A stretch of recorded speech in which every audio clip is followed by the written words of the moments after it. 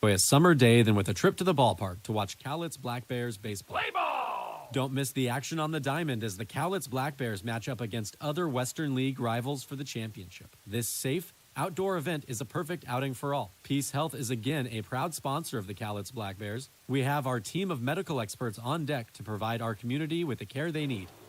Bring your family and bring your friends to a fun-filled time at the ballpark and make it a part of your healthy, active summer. Peace Health and Cowlitz Black Bears baseball. A great double play. Hi, it's Jess and Bobby checking in from the Grown Man's Candy Store. I'm sure we can all agree that Mother Nature has been a little unpredictable this year, to say the least. But one thing you can...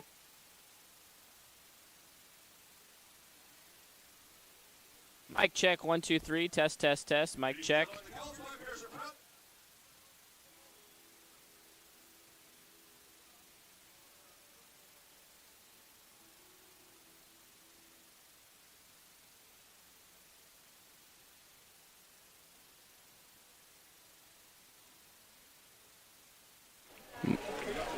Mic check, 1, 2, 3, test, test, test.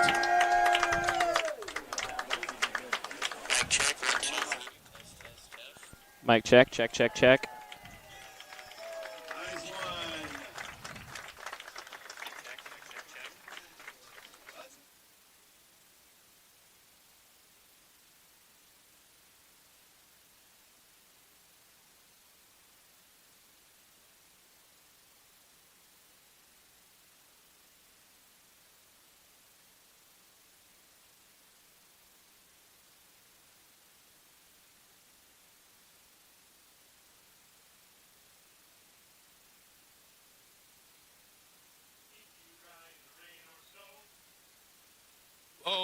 Weather Guard! Hi, this is Mike from Dick Hanna Toyota. We've been part of this community for years. We're proud to support our Cowlitz Black Bears once again this year. One of the nicest experiences each summer is to be with family and friends watching America's basketball. Dick Hanna Dealerships has been around for over 70 years, and they are local family-owned business.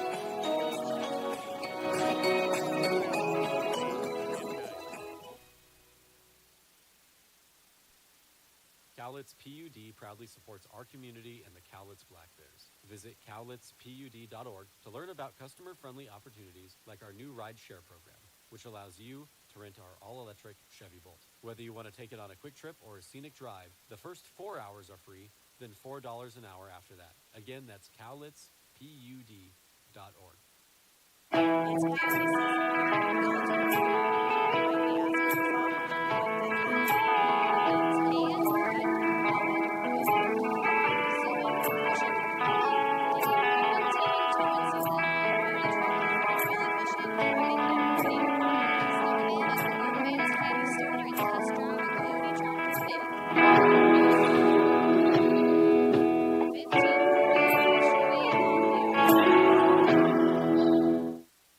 Listen up, baseball fans. Head into Safeway to score on great deals all season long. Safeway has everyone's tailgating favorites, from fried chicken and party subs to fresh-cut fruit and veggie trays and tons of easy meal options. Satisfy your whole team for the ultimate game day experience. And you can save a cartload of time with Safeway Drive Up and Go. Just shop online at Safeway.com, head to the store, and we'll bring your groceries right to your car. Safeway, sponsor of the Cowlitz Black Bears.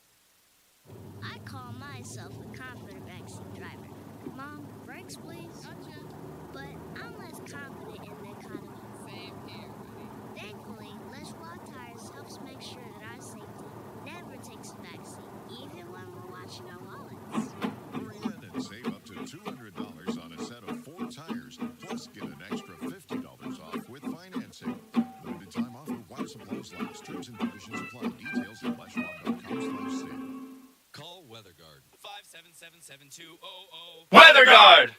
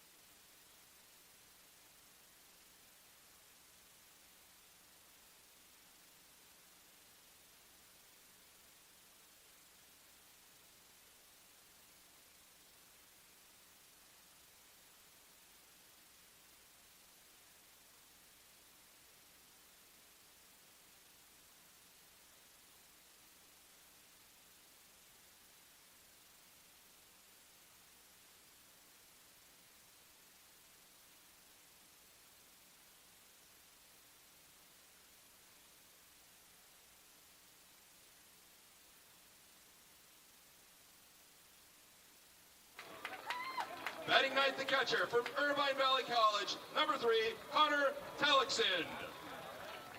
And the starting pitcher for the Black Bears tonight is number 31 from Mount Hood Community College, Jaden Vinson.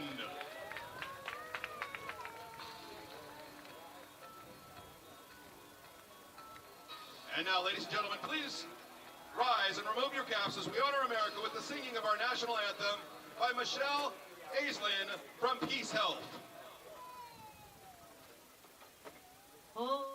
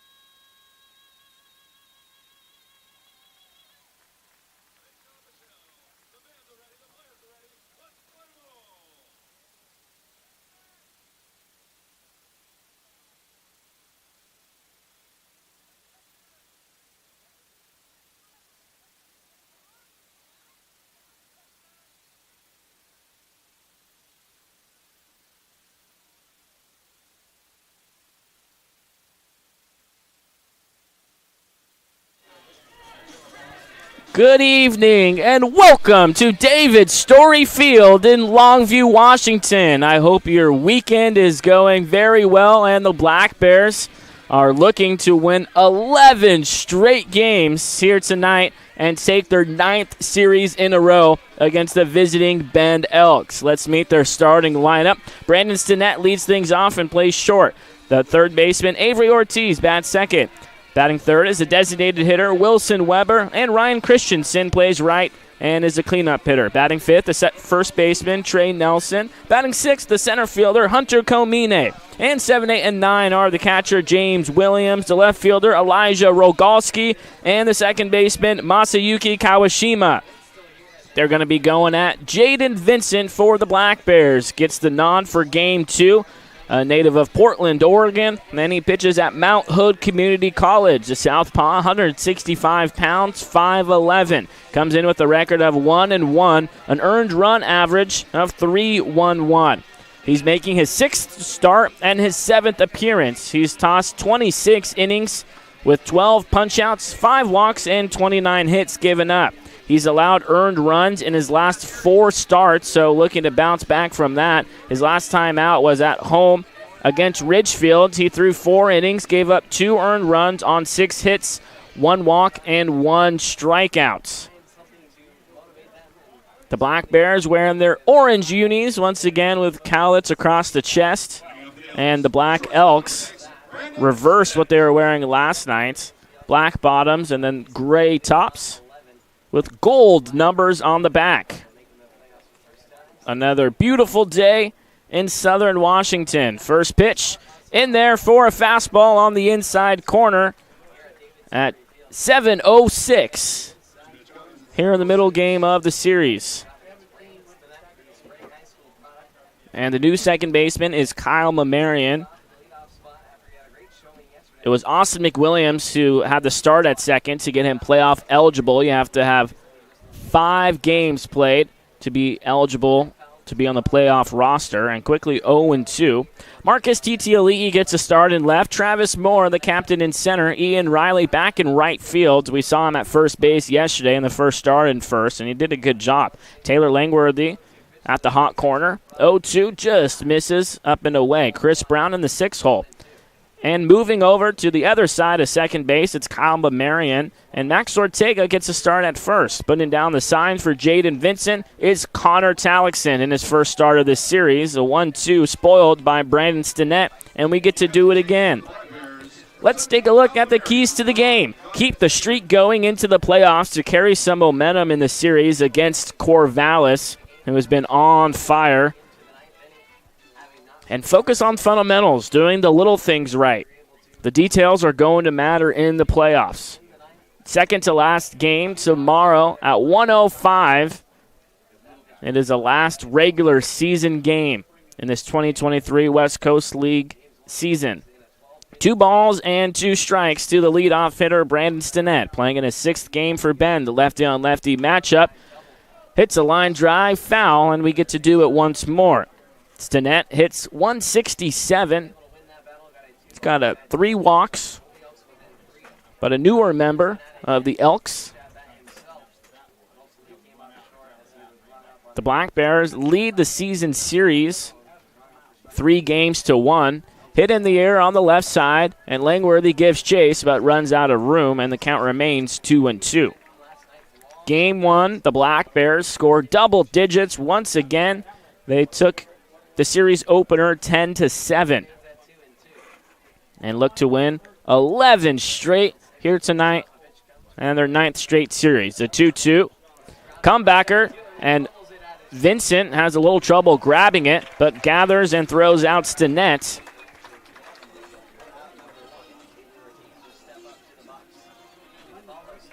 One up and one down for Vincent to start his outing, and now he'll go at Avery Ortiz, the third baseman for the Elks.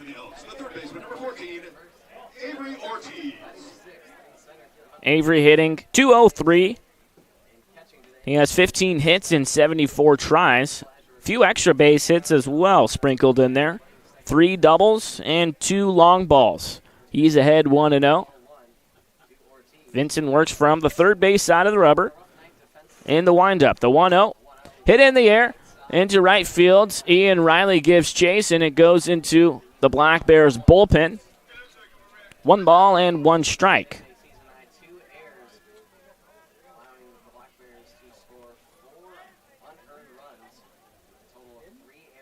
Long look in from Vincent to Tallickson. On the same page now. Misses downstairs with the breaking ball. Avery Ortiz not chasing that one. It rained earlier in the day in Longview, but cleared up for this game. Still overcast and cloudy. 71 degrees with a nice breeze throughout the ballpark. 3 balls and 1 strike to the number 2 hitter, Avery Ortiz.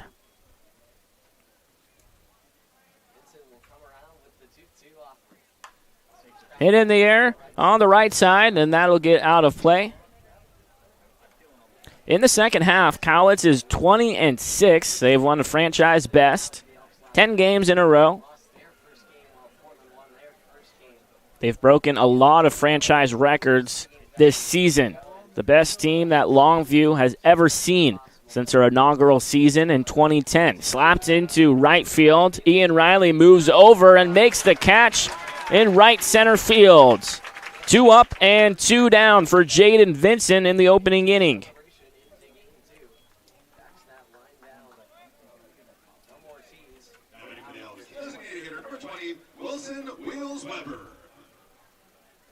Wilson Weber, a member of the Black Bears squad last year, comes up to bat with nobody on and 2 gone. Weber playing in just his 12th game. He's 17 for 43. Check swing, but called strike 1. Behind the plate, calling balls and strikes, it's Clint Baxter. And Tim Montoya, who is behind the plate, is now along the first baseline. He's in charge of the bases. Vincent misses downstairs, not getting any chases early on from the Elks hitters. The 1-1 Chopped foul. Vincent looking for a 1-2-3 first inning.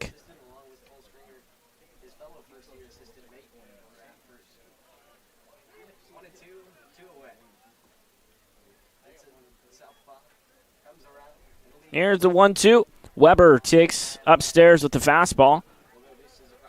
American Workforce Group is positively impacting people in our community by placing motivated, qualified individuals at great places to work. American Workforce Group, built on relationships, backed by integrity. 2-2, called! Strike 3. Wilson Weber frozen in the box as Jaden Vincent picks up his first strikeout of the game. And the Black Bears will swing the sticks for the first time in the home first, scoreless from Longview, Washington.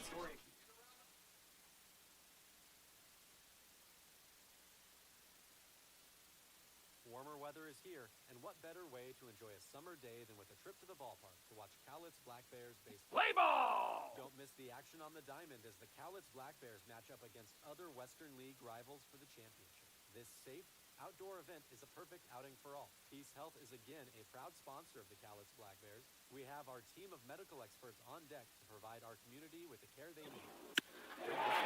Bring your friends to a fun-filled time at the ballpark and make it a part of your healthy, active summer. Peace Health and Cowlitz Black Bears baseball. A great double play.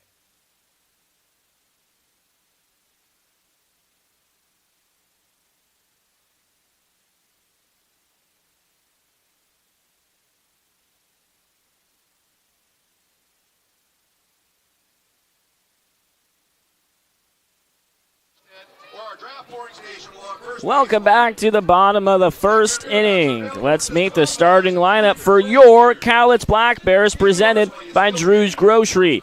Leading things off is the left fielder, Marcus Titiali'i. He's got power and speed out of the leadoff spot. Kyle Mamarian, the second baseman, bats second. Ian Riley bats third and plays right field.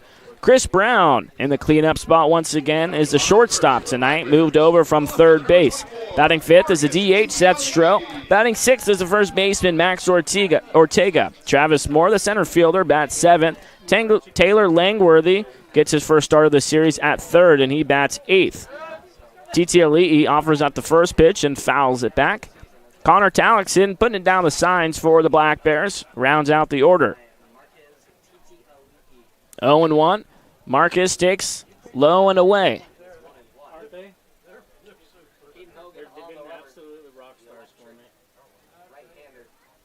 The 1-1. Marcus right on it, but fouls it straight back into the netting. The Black Bears are facing off against Caden Hogan. He has a 2-0 record, an earned run average of 3.42. The 1-2. Marcus lays off on the fastball, up and out. Making his fifth start in his eighth game. He's thrown 21 innings and has a strikeout per frame. 7 walks given up on 21 hits. He's given up earned runs in his last 4 outings against Corvallis, Portland, Port Angeles, and then Portland once again. The 2-2 to Titiali'i. He chases low and away and gets a piece of it, barely. It's a little dribbler in front of Williams. So we get to do it again. Marcus has 9 RBIs, and he's scored 16 runs, and he's only playing in his 12th game.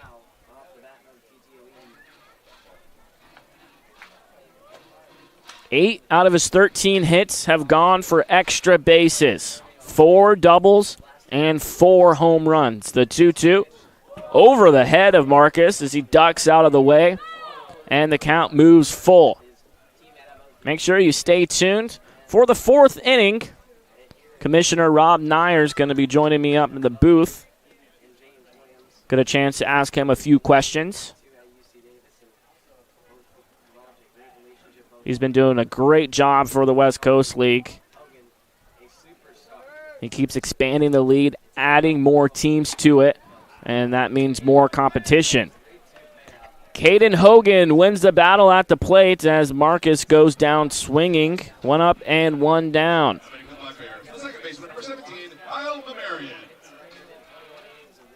So that brings up Kyle Mamarian. Marion, like TT Ali'i, has done nothing but get base hits ever since they put on Black Bear jerseys. Marion is 8 for 14 in his first 4 games with 4 runs batted in, and he's scored 5 times. In those 14 at-bats, he's only struck out twice. The 1-1, Marion checks his swing, and it looks like it hit him on the wrist, so he'll jog down to first base. First base runner of the game on either side. Now batting for the Black Bears, the right fielder, number 18, Ian Riley. Kyle has 4 stolen bases this summer. I should say in the last week, since he's only playing in his 5th game, so we'll see if he goes at some point during this at-bat to Ian Riley, who takes a fastball just a bit inside. Hogan working from the stretch now, from the first base side of the rubber. Kicks and deals home, and Riley ahead in the hitter's count. 2 balls and no strikes. Thanks so much for tuning in for the middle game of the series. I'm Joey Senna, and the series finale will be tomorrow at 1:05. Later start tonight because there's a post-game fireworks show.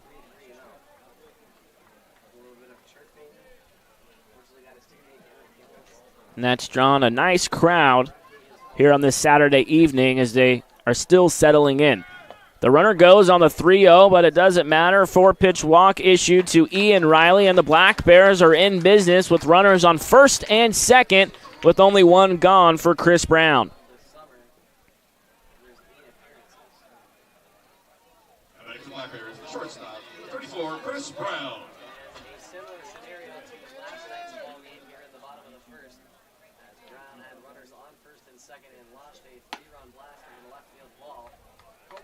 Chris Brown in the first inning yesterday had a 3-run home run. That was his 2nd home run of the series into the bullpen of the Elks beyond left field. And now he's got a chance to do some more damage with a couple guys on. That foul ball went off of James Williams behind the plate, so Clint Baxter will go hand the ball to Hogan. Elijah Rogalski gets a start in left, Hunter Komine in center, and Ryan Christensen in right. Avery Ortiz at third base, Brandon Stinnett at short, and on the right side of the infield, it's Masayuki Kawashima at second, Trey Nelson at first, and James Williams behind the plate. Big deep breath from Hogan, who checks the runner behind him, and there goes Mamarian. The throw over is a bit high and not in time. Mamarian in there with his 5th stolen bag in the last 5 games. The Black Bears continue to run over all these teams.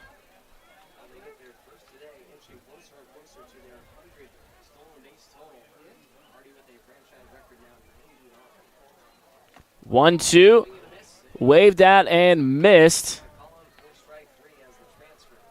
The ball came out of the glove of Williams, but it was on the transfer. Chris Brown was asking for another life up there, but Baxter didn't give it to him. Second K of the game for Caden Hogan. First and second for Seth Stroh. Suiting up for the 16th time, takes in the turf 1-0. Stroh has 2 doubles this season, hitting .254 for the Black Bears. Ian Riley was on the move on what looked like a hit and run.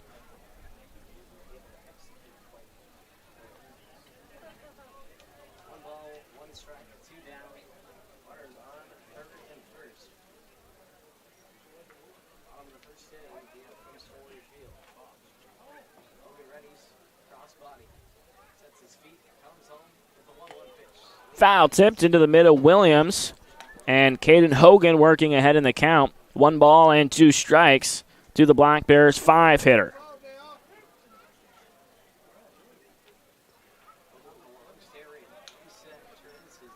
Keep an eye on Riley on this pitch.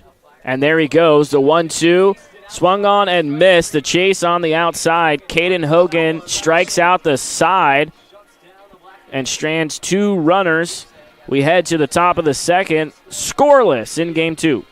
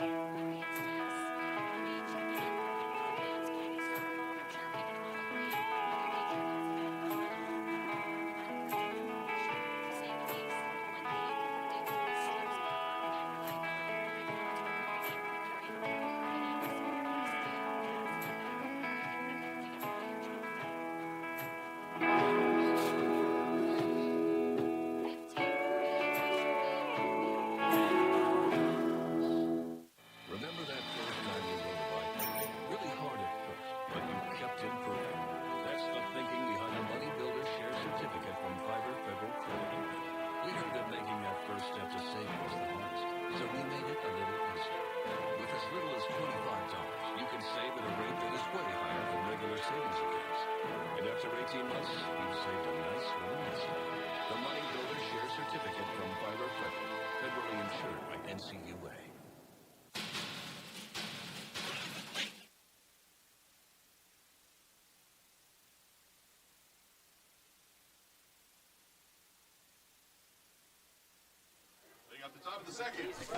To the top of the second we go. Vincent will face 4, 5, and 6 after retiring the side in order to start the game. Ryan Christensen bats from the left side with this lefty-on-lefty matchup, and Vincent misses with the first pitch, 1-0. Christensen hitting .223, playing in his 42nd game for the Elks. Takes inside and avoids being hit. 2-0 the count. Build with Baker. Baker Lumber Company is at 311 Pine Street in Kelso, Washington. Don't lip through summer with an old rotten deck. Build with Baker. Baker Lumber Company, 360-423-3900. Interesting count here with the 2-1, and Vincent throws it right down the middle, and the count evens up at 2.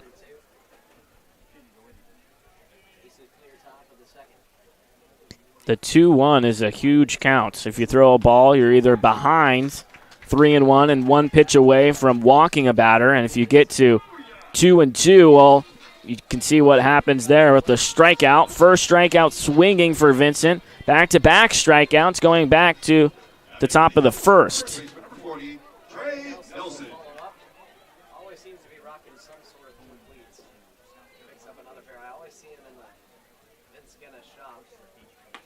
Breaking ball misses away to Trey Nelson.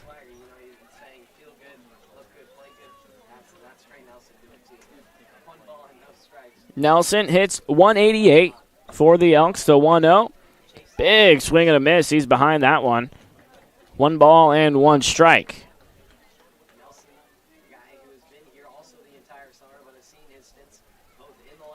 Vincent has played here on the campus of LCC prior to playing for the Black Bears. Popped up on the right side.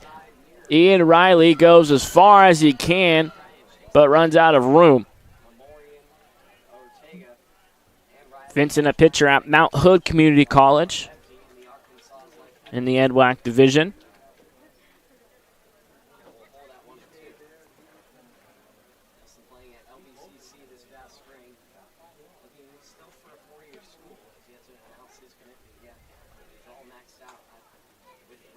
Vincent stands tall on the rubber. Throws home the 1-2, misses away.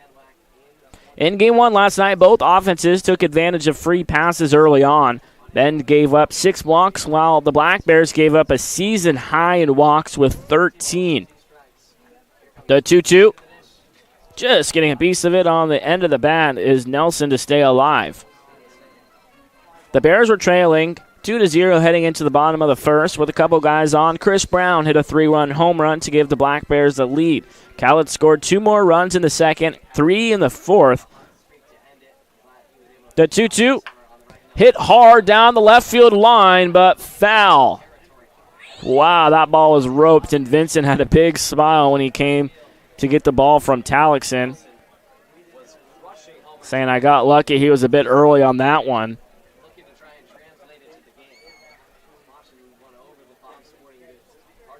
2-2, hit in the air into center field. Travis Moore goes back in front of the track and makes the catch. He is caught on to the signature move for the Black Bears. Do a little hop on a fly ball. And his second baseman, Kyle Mamarian, pointing to him, saying, attaboy. The Black Bears were up 8-5 heading into the home fifth yesterday when Cowlitz tacked on 2 more runs. Bend made it interesting in the ninth, but the Black Bears' lead was too much for the Elks to overcome. 10-7 the final. 0-1 the count to Hunter Comine. Takes above the belt. 1 ball and 1 strike. And Vincent asking Clint Baxter where he missed, and he said up. 1 shake off and now throws home. Misses at the letters, 2-1. Cowlitz bumped Bend out of the playoffs 2 years in a row now with the win last night. Bend is now 3 games behind Portland with only 2 to play. The 2-1. Comine hits it foul. 2 balls, 2 strikes, nobody on, and 2 gone as Vincent looks to retire the first 6 batters that he faces. Brown was a player of the game last night, racking up 5 RBI and went 2 for 4 at the plate. 2-2, chopped foul right at the dugout. Nice play made by one of the Elks members.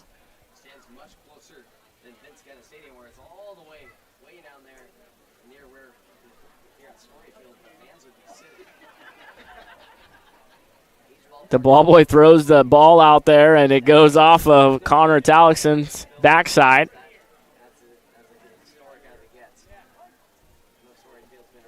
Crowd settling in now on the top of the second. The 2-2 counts. Called! Strike 3. Comina stands there like a house on the side of the road on Jaden Vincent's 3rd strikeout of the game. 6 up and 6 down for the Southpaw. No score through 1.5.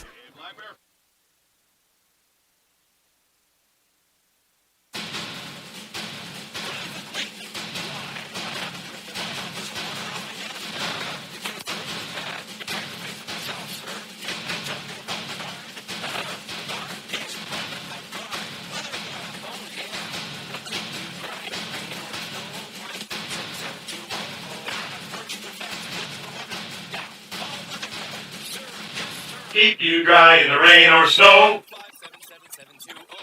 Weather Guard. Hi, this is Mike from Untitled Chapter. We've been part of this community for years.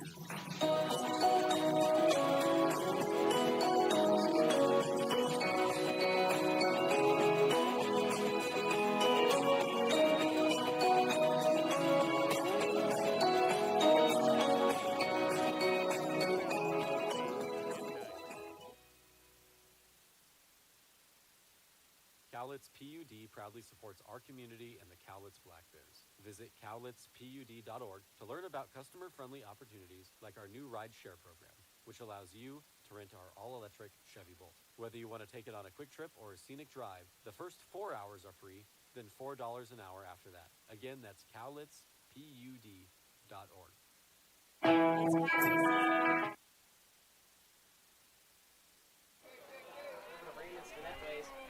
Max Ortega grounds out to Brandon Stinnett at short.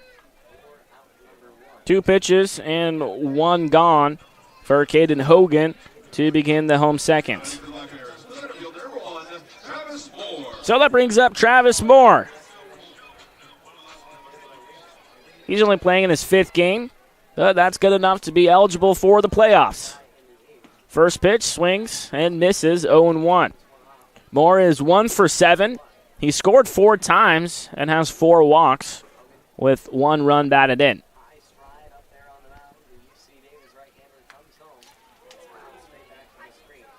Quickly, no balls and 2 strikes.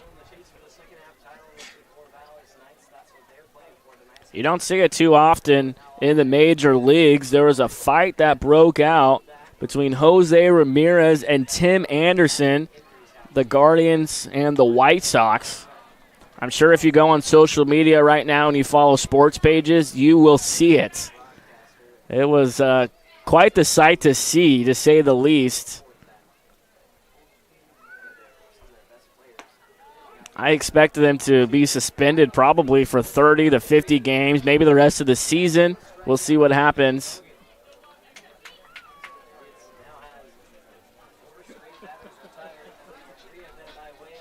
Moore goes down looking. First strikeout looking for Caden Hogan and his 4th total. Hogan looks for his first 1-2-3 inning after his counterpart Vincent has done it twice through 2 innings. Hogan has been doing a nice job getting ahead in the count to the Black Bear hitters. Taylor Langworthy takes outside, 1 ball and 1 strike. Surprised the lights aren't on right now at the ballpark with the cloudy weather above. 1-1's popped up into right field, and it'll reach the Black Bears bullpen on a long foul ball. Great effort by Ryan Christensen going all the way over to the wall.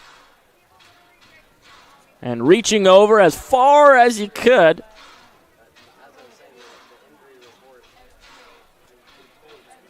One and two the count. Langworthy looking to extend the inning to Connor Talixon, who stands in the on-deck circle with half of his catching equipment on. The 1-2. Langworthy takes just a little bit outside. Langworthy is 1 for 12, playing in his 5th game as well for Cowlitz. Getting a piece of it to stay alive.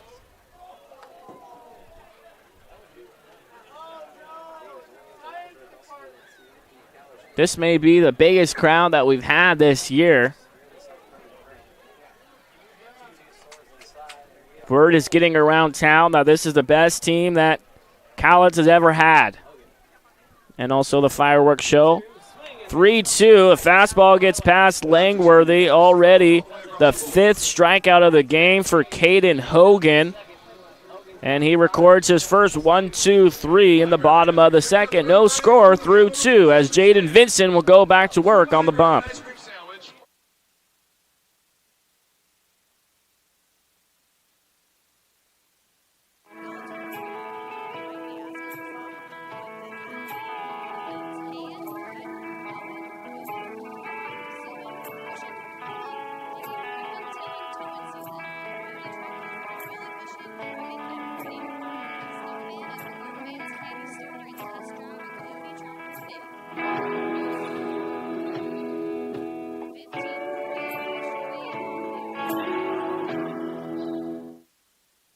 Listen up, baseball fans. Head into Safeway to score on great deals all season long. Safeway has everyone's tailgating favorites, from fried chicken and party subs to fresh cut fruit and veggie trays and tons of easy meal options. Satisfy your whole team for the ultimate game day experience. And you can save a cartload of time with Safeway Drive Up and Go.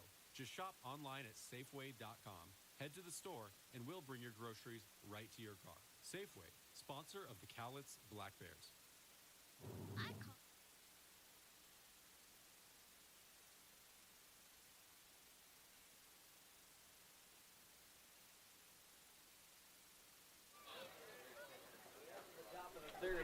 Out to the Elks.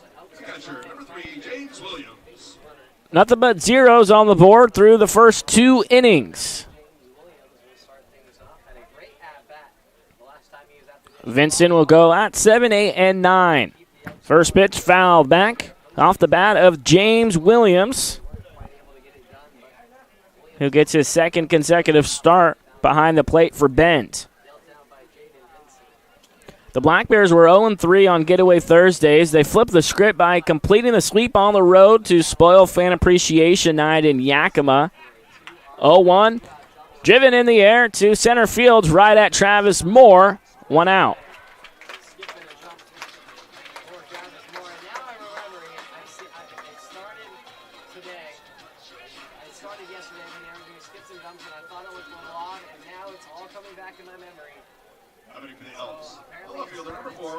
Last time these two teams played was in Bend in mid-July. They were all lopsided games. Cowlitz won the first 2 games, 16-5 and 9-2. And Bend avoided the sweep by winning Game 3, 16-3. Game 1 of the series was the closest game of the season between these two squads, and it was 10-7. It was 10-5 until the 9th, and then Bend tacked on a couple more runs, trying to come back and have a huge 2-out rally. But the Black Bears pitching staff closed the door to seal a Game 1 victory.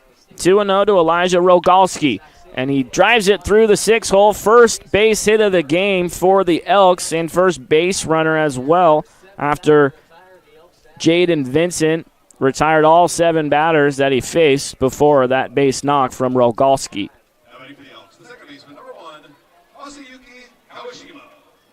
Asayuki Kawashima will step up in the left-hander's batter's box. Vincent in the stretch for the first time, and the first pitch hits the inside corner, called strike 1.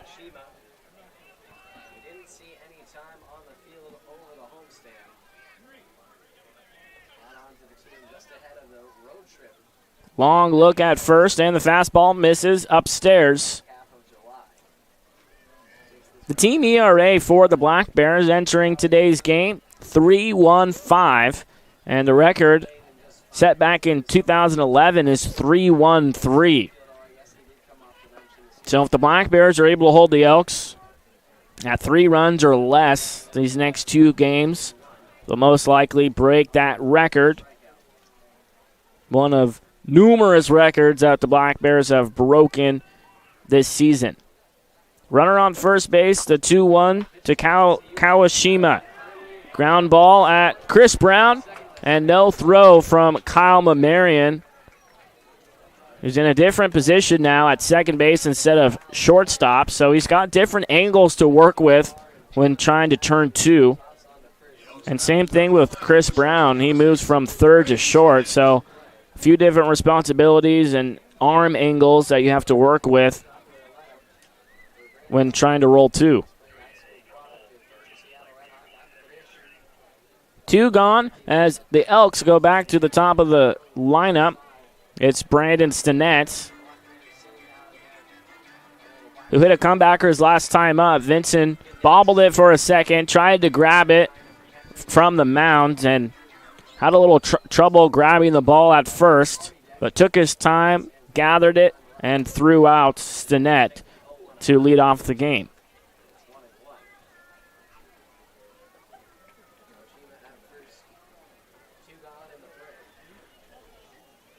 Big deep breath from the southpaw. Checks the runner at first a couple of times, kicks and deals home, and it's fouled off. Bob's is a proud sponsor of the Black Bears Party Deck and has been serving our community since 1947. Before your next adventure, or for local knowledge and 50,000 square feet of shopping, head to Bob's at 1111 Hudson Street in Longview, Washington, or go to bobsmerch.com. Vincent set from the stretch. Breaking ball gets a swing and a miss. 4th strikeout for Jaden Vincent as he has 3 scoreless innings. He's looking for some support from his offense. We are through 2.5, no score.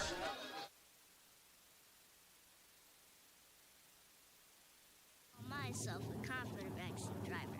Mom, brakes please. But I'm less confident in the economy. Same here, buddy. Thankfully, less wide tires helps make sure that our safety never takes a backseat, even when we're watching our wallets. Hurry in and save up to $200 on a set of 4 tires, plus get an extra $50 off with financing. Limited time offer while supplies last. Terms and conditions apply. Details at flashmob.com/sale. Call WeatherGuard 577-7200. WeatherGuard!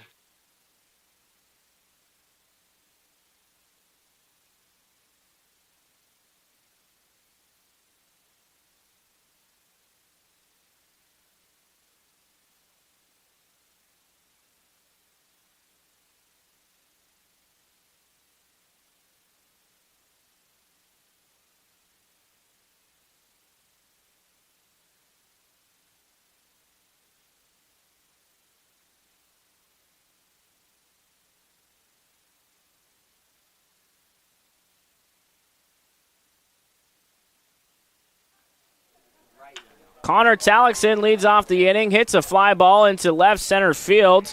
Hunter Comine comes running in from center field to make the grab.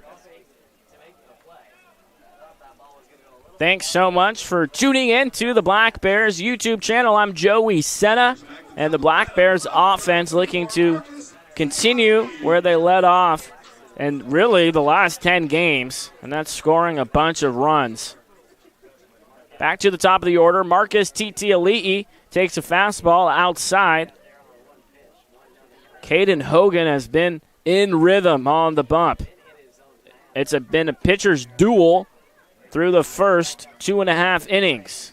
Both Vincent and Hogan not allowing any runner to reach third base yet. The 2-0 hit hard into left field, but it's taken out of the air from Avery Ortiz at third. He goes up and takes a base hit away from Marcus Titiali'i.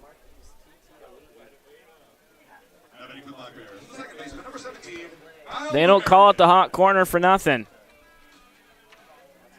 And the lights are now turning on, as they should, with the clouds above. It's a beautiful August day here in Longview, Washington. Very comfortable. It's nice to have the windows open at the house in August, get some fresh air and the scent of rain. 1-1. Hit into right field. It's a little blooper, and that's going to drop down for a base hit for Kyle Mamarian.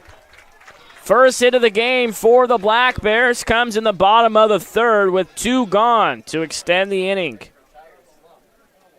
Kyle Mamarian has been doing all the things right at the plate, and when things are going well for you, you'll hit the ball not very well off the bat, and it'll find a gap and a hole to get down for a base hit. Other times when you're in a slump at the plate, you hit the ball 95 plus miles per hour, but you hit it right at somebody. Hit in the air on the left side, and that'll reach the seats. Ian Riley walked his last time up. That was one of 2 base runners allowed in the first inning. And Mamarian, the first base runner since then. Riley takes a fastball away. A great selection and low prices. Bud Clary is your local partner when finding a new or certified pre-owned vehicle.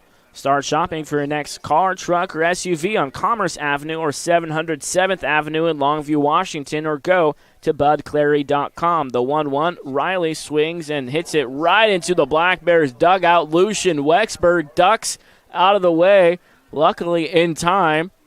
That was coming for his cap.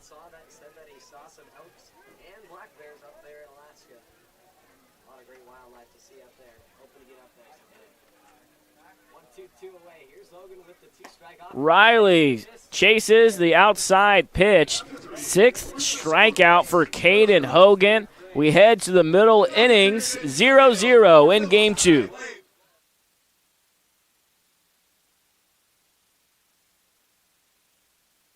Warmer weather is here, and what better way to enjoy a summer day than with a trip to the ballpark to watch Cowlitz Black Bears baseball. Play ball! Don't miss the action on the diamond as the Cowlitz Black Bears match up against other Western League rivals for the championship. This safe, outdoor event is a perfect outing for all. Peace Health is again a proud sponsor of the Cowlitz Black Bears. We have our team of medical experts on deck to provide our community with the care they need. Bring your family and bring your friends to a fun-filled time at the ballpark and make it a part of your healthy, active summer. Peace Health and Cowlitz Black Bears baseball. A great double play. Hi, it's Jess and Bobby checking in from the Grown Man's Candy Store. I'm sure we can all agree that Mother Nature has been a little unpredictable this year, to say the least. One thing you can predict is sleep power and reliability. At Cowlitz River Breeding, we carry a wide variety of superior steel, gas, and metal repairing equipment to get all your jobs done. 1540 Industrial Way, Longview.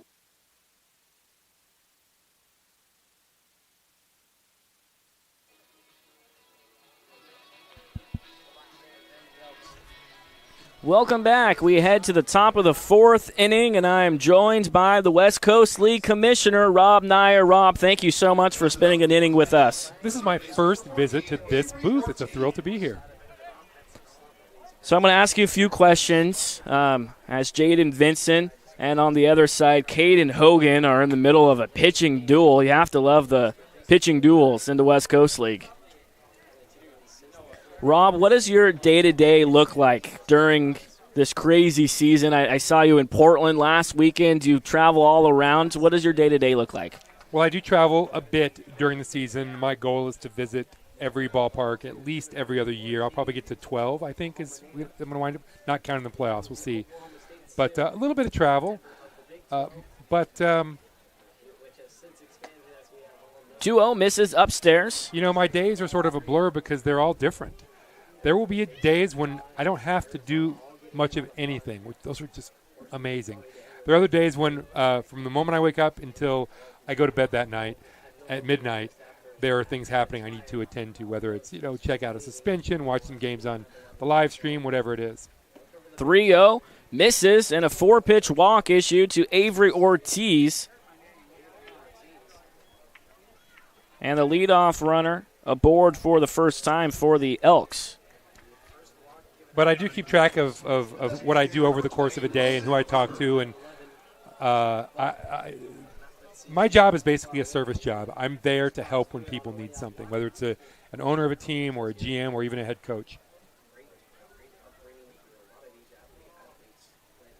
First pitch hit hard down the left field line, and that hits in fair territory. Extra bases for Wilson Weber, and now Avery Ortiz stays at second base, and that was the longest single I've seen all season long.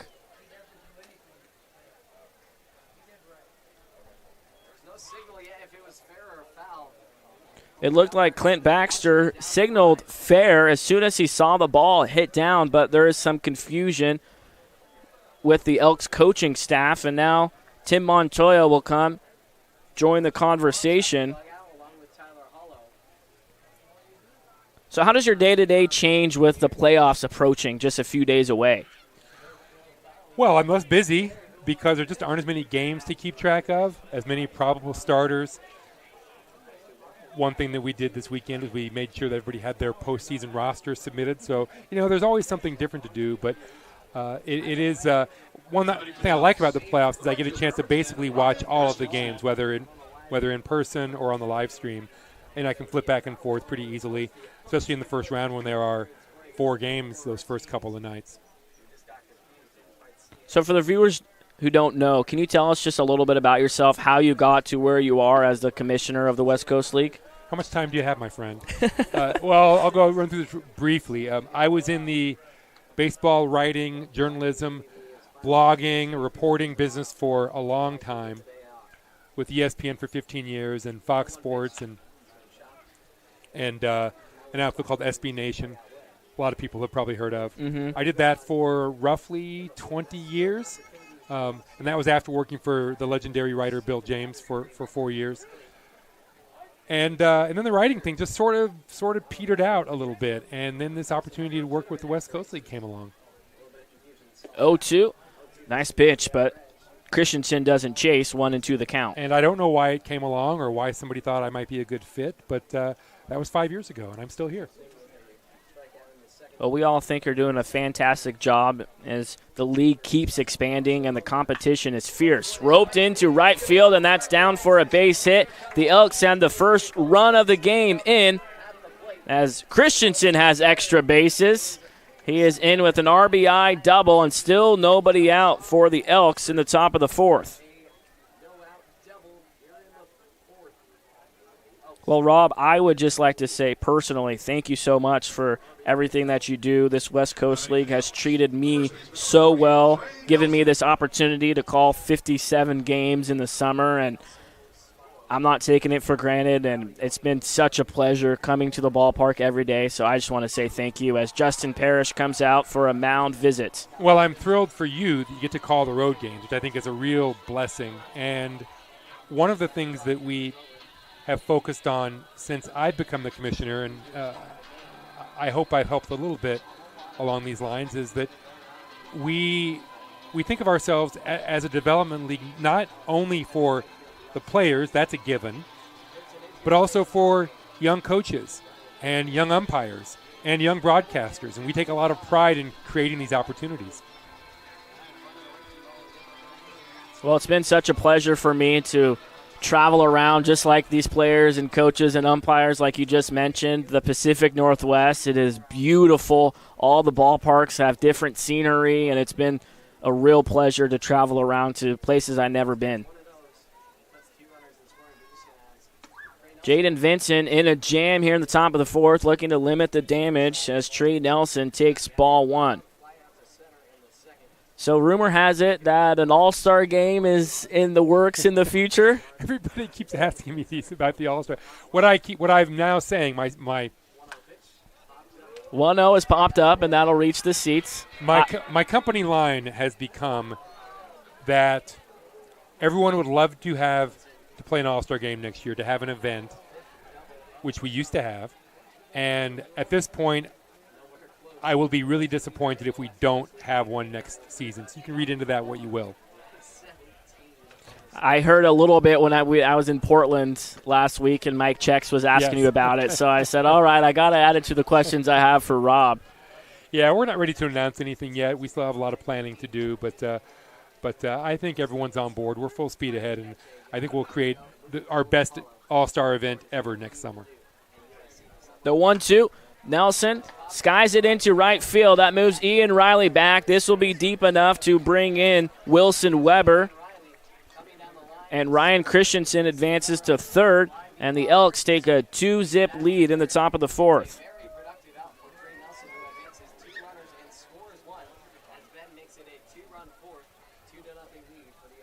So where do you call home?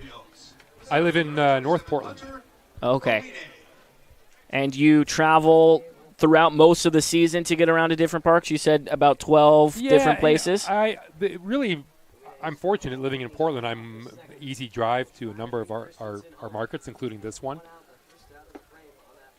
My big trips this season, let's see, there was a trip up to Bellingham, Nanaimo, and Victoria. And recently I drove to Wenatchee and then over to Port Angeles. Vincent behind, 2-0, with Ryan Christensen at third. I see you keeping score. You keep score every game that you go to? Yeah, it's a habit. I can't help myself. The infield is midway between the infield and outfield grass. Off the hands, and Chris Brown goes back and makes the catch right in front of the outfield's grass. Exactly what Vincent was looking for, either a strikeout or an unproductive out for the Elks, and that puts 2 outs on the board, still with a runner on third. Catcher number 3, James Williams.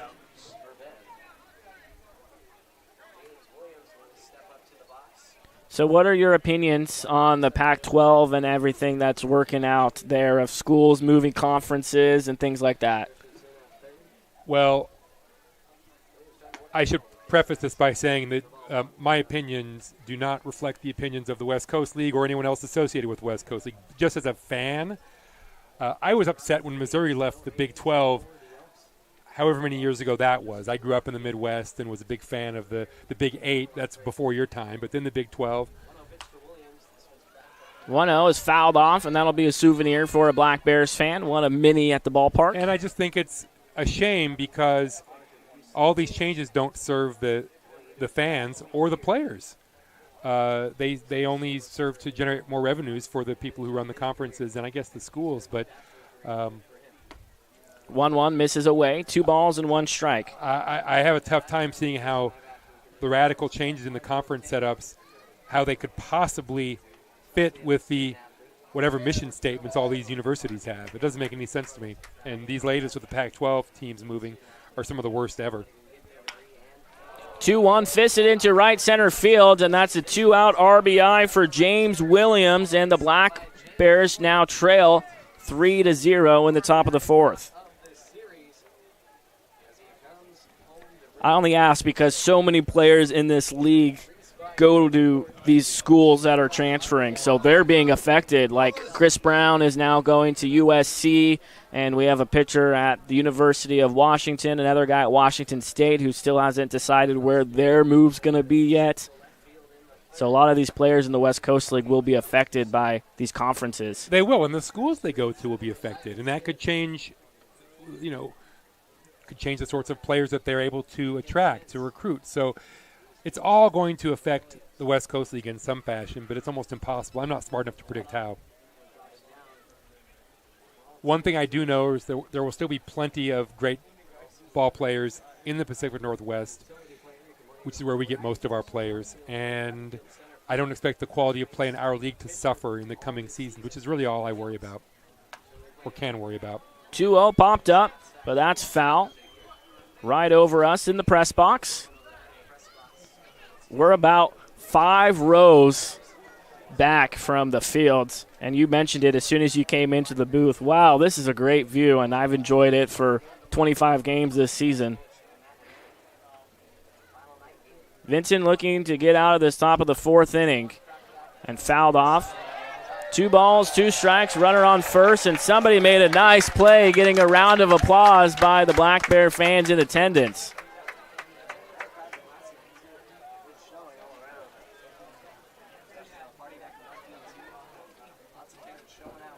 So do we see any more expansions happening in the West Coast League maybe in the next 5 years?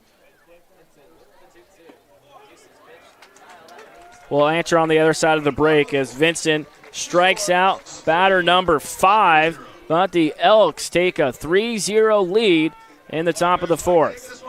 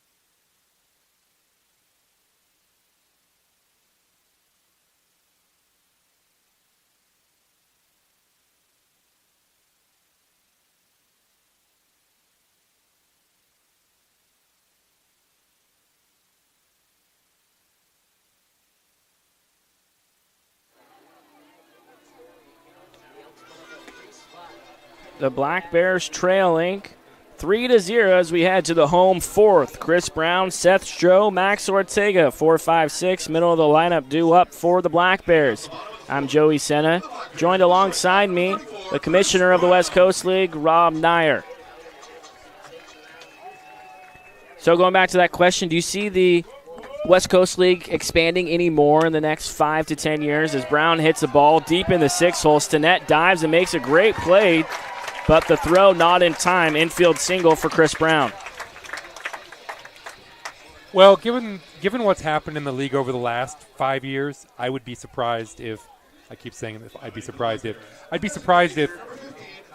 we have the same 16 teams, or if we have the same number of teams in the league in 5 years that we have now. There are just too many great markets out there that don't have a baseball team. And I'm reluctant to mention any in particular, but first pitch fouled off. But for people who know baseball in the Northwest, it's not difficult to look at a map and identify a few places that are not close to a current team, but have a nice number of people who would want to come to ball games. Maybe they don't have the ballpark yet, but maybe they will. The other thing that's pretty obvious is we'd love to have another team in Alberta, not too far from Edmonton. That's pretty clear. Well, it was my first time experiencing a Pickles game last week in Portland, and that is quite an environment. Like you said, a city that doesn't have baseball, well, they have the Pickles, and they show out for the Pickle games. It's incredible. It doesn't matter what night of the week it is. They have built this amazing thing there at Walker Stadium in Portland where they're going to draw 2,500 to 3,500 almost every night, no matter what. Stroh ropes it into right field. Ryan Christensen back in front of the warning track. And now the throw over to first base, not in time on the hit and run. Chris Brown was already at second base by the time Seth Stroh launched it into right field. That drove Christensen all the way back to the track, but Stroh just gets a little bit under it for the first out of the 4th. What can you say about the expansion in the playoffs in the West Coast League from moving to 2 in each conference to 4 in the last few years and how that has affected the league overall? Well, last year was the first year, and, my goal was to just try something different. It didn't even really matter to me what it was. Let's just try it. see what we don't like, we can do something else. And the current format accomplishes a couple of goals that we had. 0-1 misses in the turf. A nice stop from James Williams. One was to expand the playoffs to give more teams a shot, and especially to make sure every playoff team had at least one home game, which we've done with this format. And it made sense with 16 teams to have more playoff teams. 1-1. Ortega hits it sharply at the shortstop. It could be 2. 6-4. And the throw is wide, but the tag is applied by Trey Nelson. Nice job on the receiving end. We'll stay throughout the break so you can finish answering this question. Well, and the other goal was we wanted to expand the playoffs, but not expand the calendar, the playoff calendar. Because as you well know, at this time of the year, we start losing a lot of players. Kids have to go back to school starting, or they hit their innings limit, whatever it is. So we wanted to have more playoff teams, but not more days. And the way to do that with this format, the first round, as you know, is best of 3, and then the division championship and the league championship are both single games. And it also adds some excitement, those single games. Winner take all. Well, I think it was a great idea. The Black Bears are 32-20 right now, and they're the number 3 seed. So I couldn't imagine not seeing this great team in the playoffs. That's right. That's right. Yeah, it gives deserving teams a chance to play a little deeper and give their fans that experience. It's going to be an incredible time here at the ballpark for the playoffs next week. Well, Rob, thank you so much for being here. Enjoy the rest of your time here in Longview and have a safe travel back to Portland later tonight. Joey, I enjoy your work. It's been a real pleasure to be here. Thank you for having me.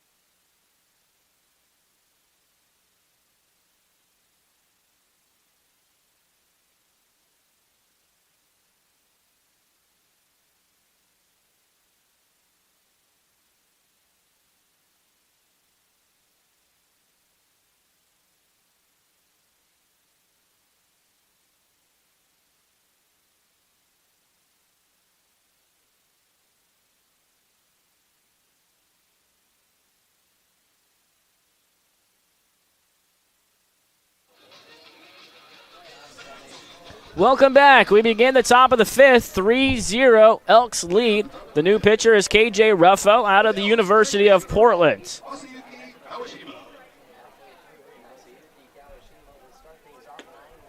Ruffo misses just a bit inside with the fastball. Thanks so much to Rob Nyer for spending an inning in the booth. It's a real pleasure getting to talk to him, ask him a few questions, and thank him for the opportunity that he's given me and so many of these guys, like he mentions, these coaches, these players, and the umpires as well. A fantastic opportunity to add to the resume, and all of us have a goal of making it to the big leagues, essentially. And it happens in the West Coast League. 130 players have made it to Major League Baseball out of the West Coast League. Some notable ones like Adley Rutschman, who's turning around the Baltimore Orioles organization single-handedly almost. Ruffo gets a fastball past Masayuki Kawashima to begin the 5th. It was so cool to see Adley Rutschman in the home run derby in Seattle, not too far from where he was from. Grew up in Oregon, played with the Corvallis Knights, led Oregon State to a World Series in 2018, and is now leading the Baltimore Orioles in the American League Central. Fastball past the leadoff hitter, Brandon Stinnett, 0-1.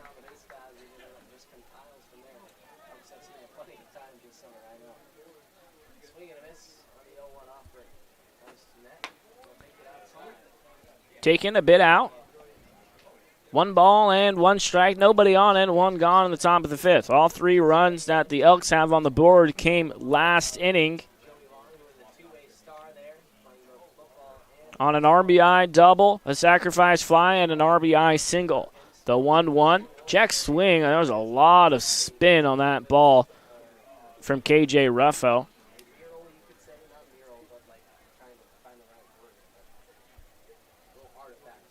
While we're at it, I want to thank Gus, our general manager,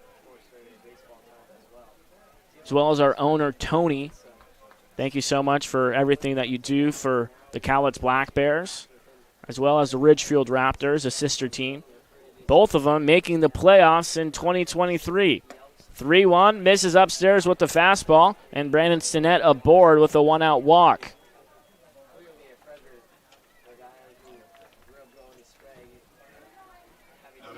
But going back to Adley Rutschman, in the home run derby, he hit from both sides of the plate. He is a switch hitter, and he was hitting them out of the park. Unfortunately, with the format that the Major League has, with this ball is roped into left field. Marcus Titiali'i back, and a home run. Avery Ortiz with his 3rd homer of the season gives the Elks a 5-0 lead in the top of the 5th.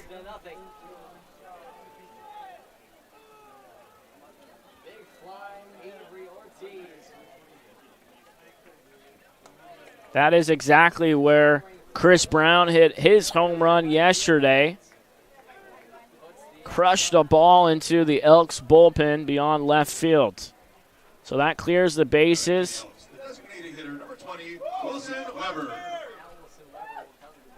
That ball was hit 100 miles per hour off the bat and went a projected 328 feet.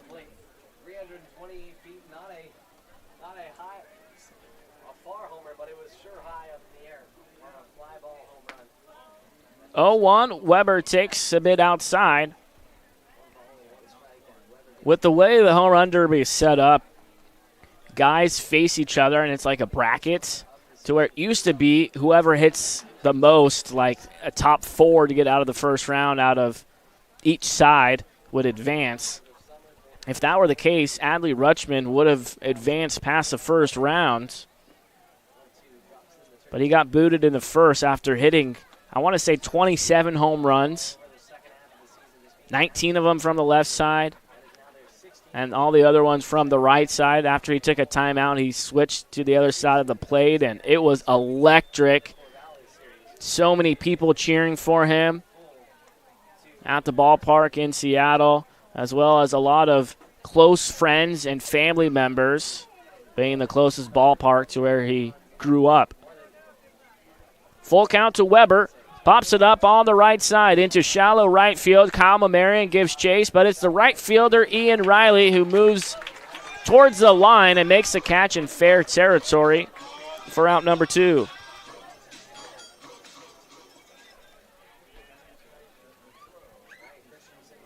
the Elks, the right fielder, number 10, Ryan Christensen.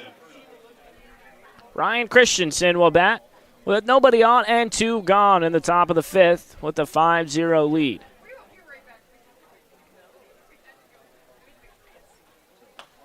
First pitch offers, but a foul ball. A great selection and low prices. Bud Clary is your local partner when finding a new or certified pre-owned vehicle. Start shopping for your next car, truck, or SUV on Commerce Avenue or 700 7th Avenue in Longview, Washington. Or go to budclary.com. 1-1 the count to the cleanup hitter, who last time up delivered an RBI double. Swings and misses on the elevated fastball, and Ruffo moves ahead 1-2.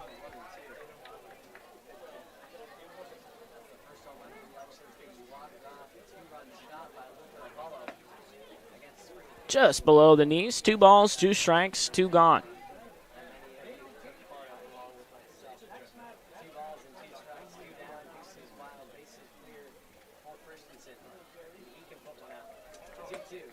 Fastball at the letters, and the count runs full. Jaden Vincent started the game for the Black Bears. He went 4 innings, gave up 3 earned runs, walked one batter, and recorded 5 strikeouts. Payoff pitch, drop third strike as Talixon moves out in front of the plate and throws a strike over to Max Ortega. Second strikeout of the inning for Ruffo, but Avery Ortiz gives the Elks a 5-0 lead with his 2-run home run, his third of the season. Halfway through Game 2, the Black Bears offense has some work to do.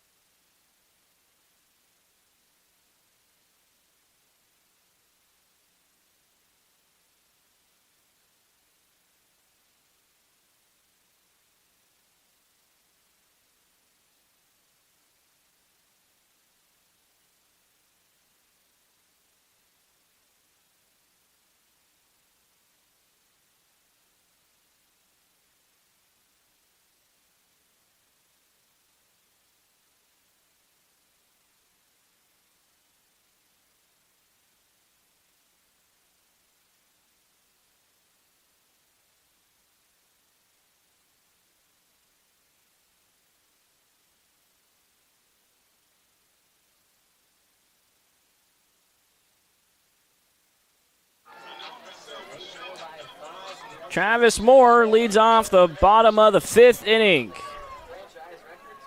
Bottom of the lineup due up, Moore, Langworthy, and Talixon. Check swing, they check down with Tim Montoya, who said Moore held up, 1-0. Black Bear fans, suit up for the playoffs. Only one more home game to get all your gear for the playoffs. Swing and a miss, and the count is even. Support your Black Bears and look good while you do it. Also, get your tickets for the postseason now.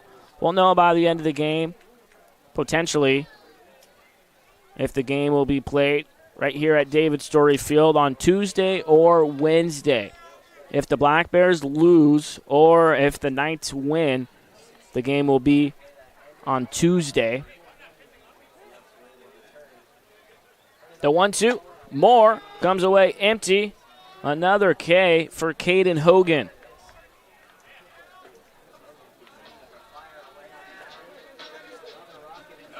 Six strikeouts for Caden Hogan. He has been rolling through 4 1/3 shutout. Taylor Langworthy, a strikeout victim. His last time up, he's 0 for 1 and swings through the fastball. Tomorrow is the final game of the 2023 West Coast League regular season, and it is Kids Free Sunday. Kids get in for free with the paid adults.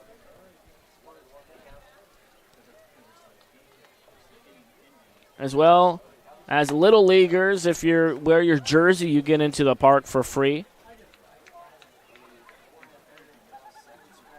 As the Little League season comes towards an end. 3 balls and 1 strike for Taylor Langworthy. Looking for a second hit of the season. Swung away in a hitter's count, but now it's full. Hogan searching for his 7th K of the game. There it is. Caden Hogan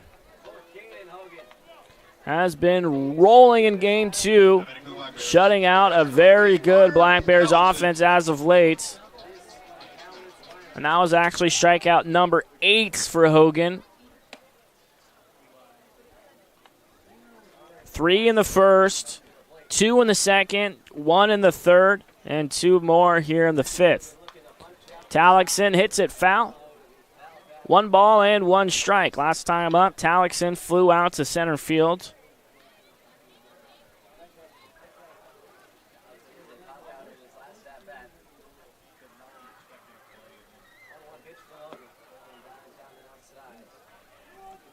If you're just tuning in, It was a pitching duel between Hogan and Vincent through the first 3 innings, but the Elks offense broke through in the top of the 4th, and it started with a walk. Walks can haunt you if they lead off an inning or if they come with 2 outs. You never know what's going to follow it. Slowly hit ground ball to Kawashima, and he throws out Talixon. Another 1-2-3 inning for Caden Hogan, and he's rolling through 5 shutout innings.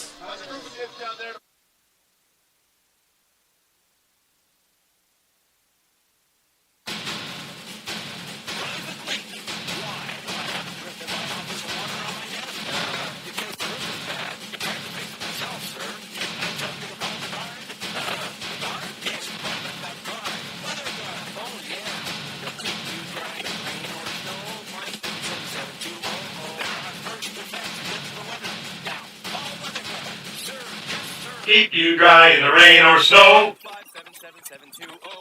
Weather Guard! Hi, this is Mike from Indiana Toyota. We've been part of this community for years.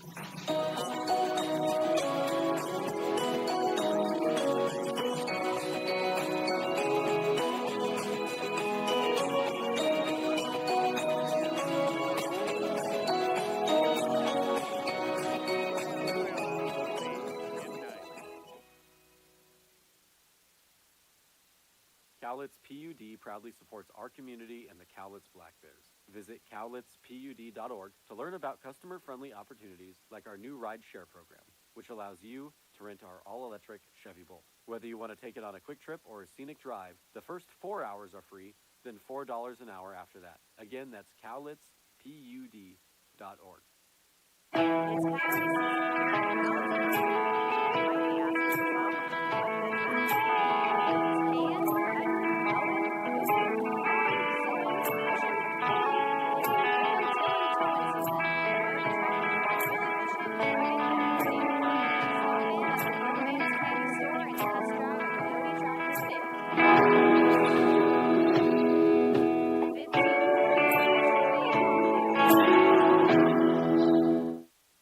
Listen up, baseball fans. Head into Safeway to score on great deals all season long. Safeway has everyone's tailgating favorites, from fried chicken and party subs to fresh-cut fruit and veggie trays and tons of easy meal options. Satisfy your whole team for the ultimate game day experience. And you can save a cartload of time with Safeway Drive Up and Go. Just shop online at Safeway.com, head to the store, and we'll bring your groceries right to your car. Safeway, sponsor of the Cowlitz Black Bears. I call myself a confident action driver. Mom, brakes.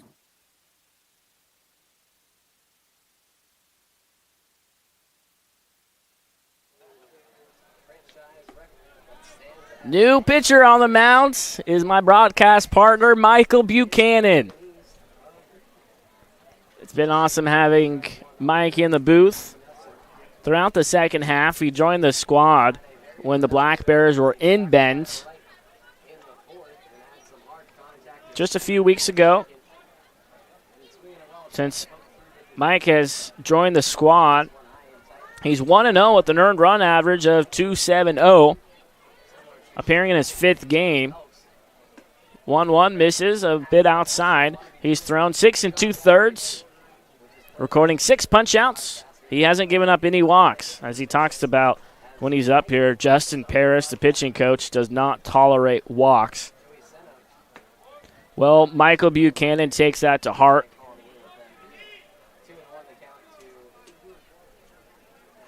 Last time up, he gave up a home run in Yakima. That was one of 2 hits that he gave up, but he did pick up the win.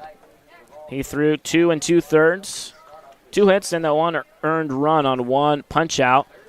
And just as I talk about, he hasn't walked anybody. It's a leadoff walk issued to Trey Nelson.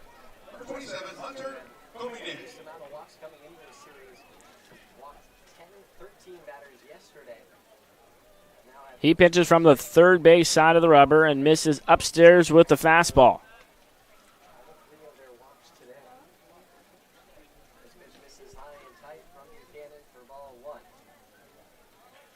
Michael Buchanan loves complimenting other guys on his team. as you know, if you've listened throughout the season when Mike has been in the booth. He has nothing but praise for his Black Bears teammates, and it's been fun to hear everything that he has had to say about his teammates. 2-0. Comina takes inside, and Buchanan in jeopardy of walking back-to-back batters, way behind, 3 balls and no strikes.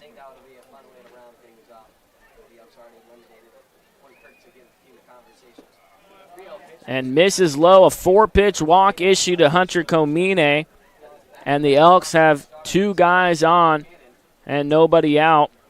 And out goes Connor Talixon. Justin Parrish was at the end of the dugout, but he saw Talixon go out there, and Buchanan talked about it last night. He said, well, I'm older than all these guys, so Justin knows that I need to be executing. I asked him if he has had a visit yet from Justin Parrish, and he said no. In comes Justin Sukata.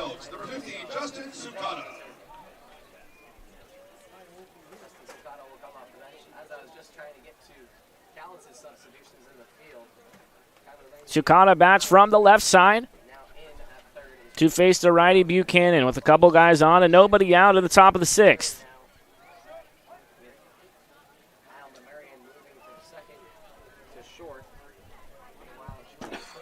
Breaking ball just misses high, 1-0.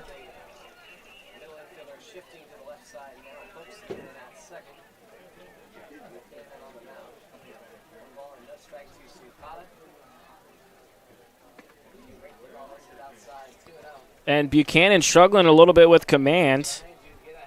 Justin Sukata, brothers with Jake Sukata, who plays on the Ridgefield Raptors.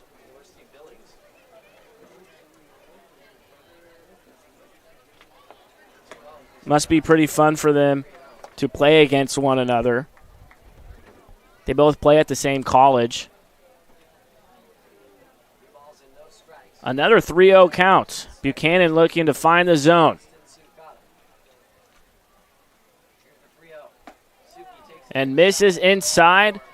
3 consecutive walks have loaded the bases, and there's nobody out, and Justin Parrish comes out and waves off at Connor Talixon and at Max Ortega and says, you guys don't need to join the meeting. This is going to be just between me and Big Mike.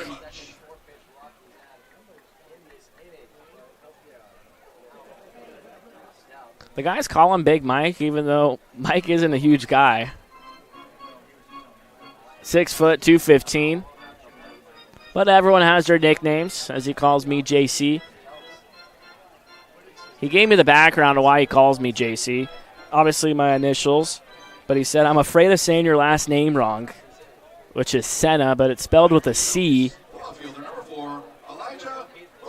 And because of the wrestler John Cena, everybody likes to say Cena. He screwed things up for me and my whole family.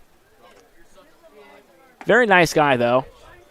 We've met him a few different times.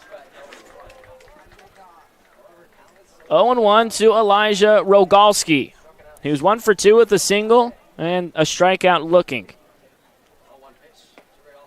Breaking ball misses, a bit outside. And Buchanan looking to work out of this jam.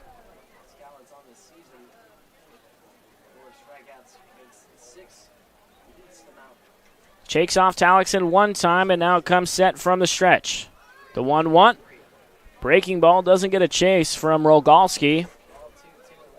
And your chase pitches most likely aren't going to get swings at if you're struggling with command like Buchanan is right now. They're going up there looking for cookies, as Mike calls them. Fastball misses at the letters. 3-1, nowhere to put them.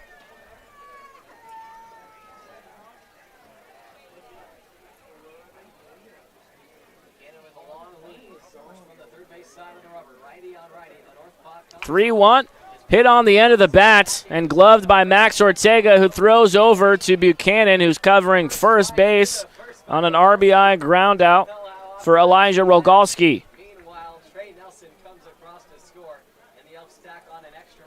Trey Nelson comes in to score, and the Elks lead it 6-0 in the top of the sixth.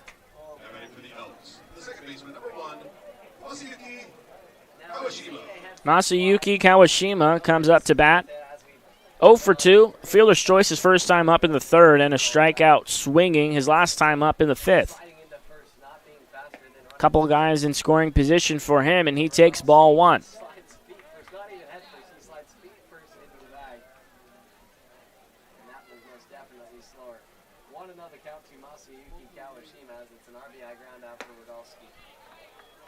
Buchanan just doesn't have it tonight. The command, that is, with his pitches. Really trying to find it on the hill. It's a battle with himself. The 2-0 popped up, but foul. Cowlitz was 6-11 at one point this season, and then they moved a couple games within 500 at 12-14. And then later on, they were 18-17. And now, after winning 10 straight, they are 32-20. Tied for second overall with Ridgefield, and that is important. If Ridgefield and Cowlitz were to advance to the second round, it goes by overall record who would get the home field. So if the Black Bears can beat the Raptors in the overall standings, they would host Ridgefield, or if Portland were to beat Ridgefield and upset them in the first round, they would host Portland if they can get through Corvallis, who has really been in control of the West Coast League. The last 6 years, they have been West Coast League champions. 2 balls and 2 strikes to Masayuki Kawashima.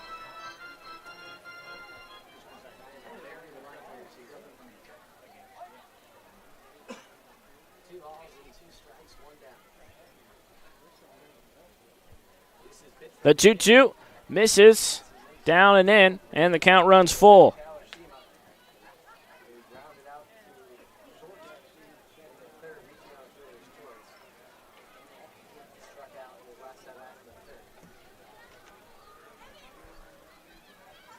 Long look in. Buchanan comes set. Runners on second and third, one gone. The payoff pitch, waved at and missed, and Buchanan slaps his glove.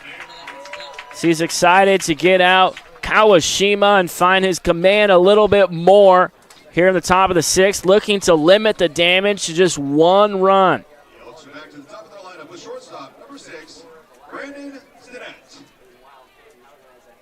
Walk, walk, walk. RBI ground out and a strikeout swinging. So just 1 out away from getting out of the inning. We'll have to go through the leadoff hitter for the Elks in Brandon Stinnett. Offers out the first pitch and fouled back. Buchanan looks to work ahead in the count. And that's when his chase pitches are very effective on the bump.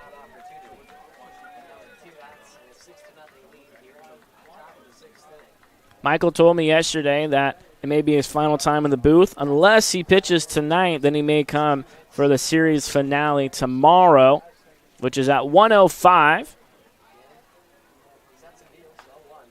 0-1, hit foul, and now Buchanan way ahead. Takes a little field trip around the bump.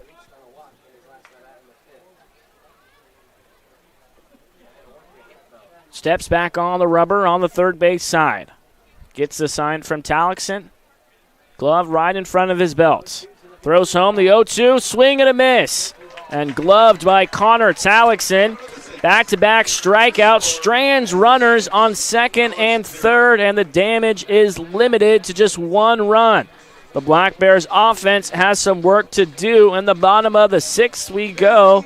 6-0, the Elks.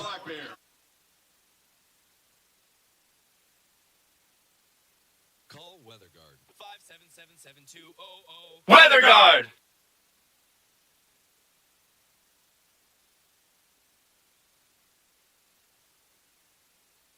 Warmer weather is here, and what better way to enjoy a summer day than with a trip to the ballpark to watch Cowlitz Black Bears baseball. Play ball! Don't miss the action on the diamond as the Cowlitz Black Bears match up against other Western League rivals for the championship. This safe, outdoor event is a perfect outing for all. Peace Health is again a proud sponsor of the Cowlitz Black Bears. We have our team of medical experts on deck to provide our community with the care they need. Bring your family and bring your friends to a fun-filled time at the ballpark and make it a part of your healthy, active summer. Peace Health and Cowlitz Black Bears baseball. A great double play. Hi, it's Jess. I'll be checking in from the Grown Man's Candy Store. I'm sure we can all agree that Mother Nature has been a little unpredictable this year, to say the least. One thing you can predict is Stu's power and reliability. That's where we need to carry the ball righty to support Stu as a number one to get all your jobs done. 15:48 yesterday. Remember that first time you rode a bike? Really hard at first, but you kept improving. That's the thinking behind the Money Builder Share Certificate from Fiverr Federal Credit Union. We heard that making that first step to save was the hardest, so we made it a little easier. With as little as $25, you can save at a rate that is way higher than regular savings accounts. And after 18 months, you've saved a nice little nest egg. The Money Builder Share Certificate from Fiverr Federal, federally insured by NCUA.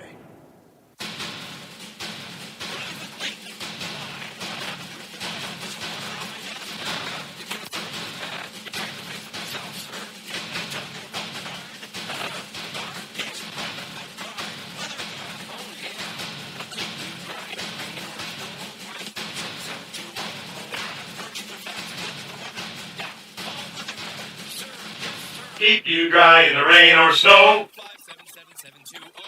Weather Guard!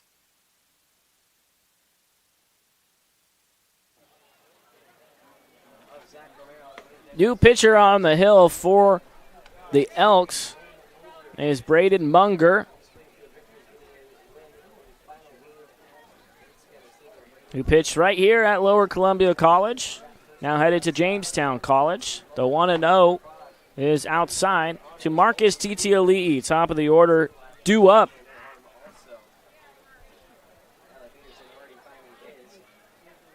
The Black Bears happy to see anyone other than Caden Hogan out there.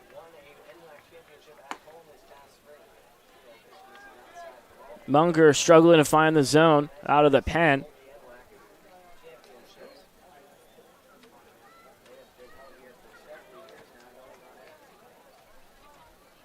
Munger, a southpaw, throws from the third base side. The 3-0 misses way outside, and Marcus Titiali'i is aboard for the first time tonight via walk.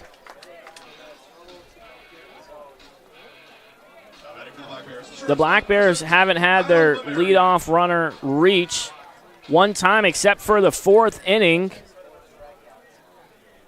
but was later erased from a double play. Marcus has a lot of speed, 6 stolen bases already this season. We'll see if he'll use the wheels and head to second at some point during the at-bat for Kyle Mamarian, who was hit by a pitch in the first and singled in the third, continues to reach base at a high rate. The 0-1 misses low.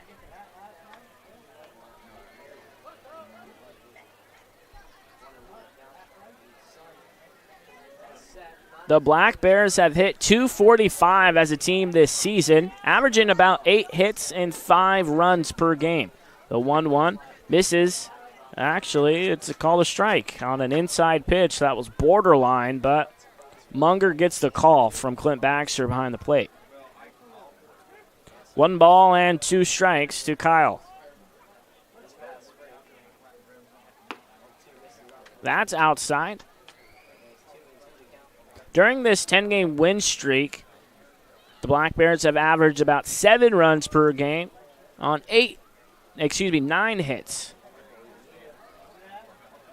So averaging about 1 more hit and 2 more runs per game. This could be 2. Ground ball to the shortstop and the throw over in time.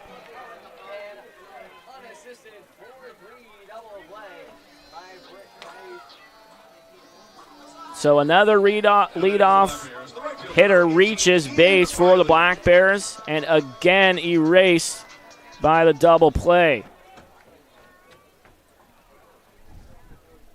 That was exactly what Munger was looking for. As Ian Riley will bat with nobody on and 2 gone. Takes on the inside corner, 0-1. Beautiful sunset once again.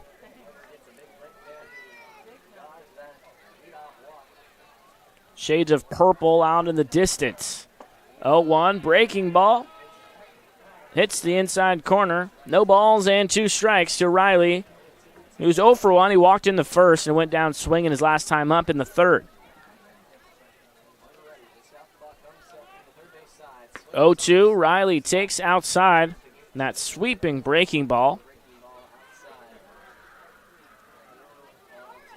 Buddy's Home Furnishings, 840 Ocean Beach Highway. Come see why Buddy's is better.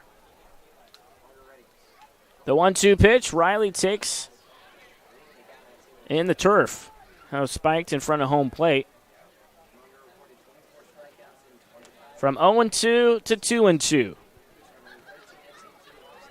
Riley playing in his 40th game. That leads the team, who's currently on the squad, that is. Riley fights off the 2-2, and we get to do it again. Looks like the general admission section is sold out. I'll try to get an attendance and pass that along to you as soon as I get it. Very quickly, my sources told me 12:06, 1,206 fans here for the fireworks night.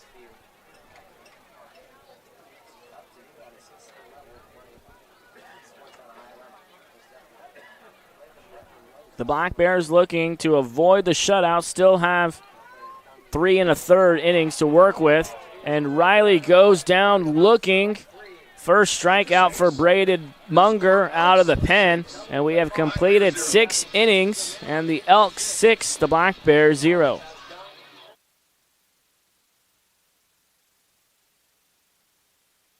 Hi, this is Mike from Untitled Chapter. We've been part of this community for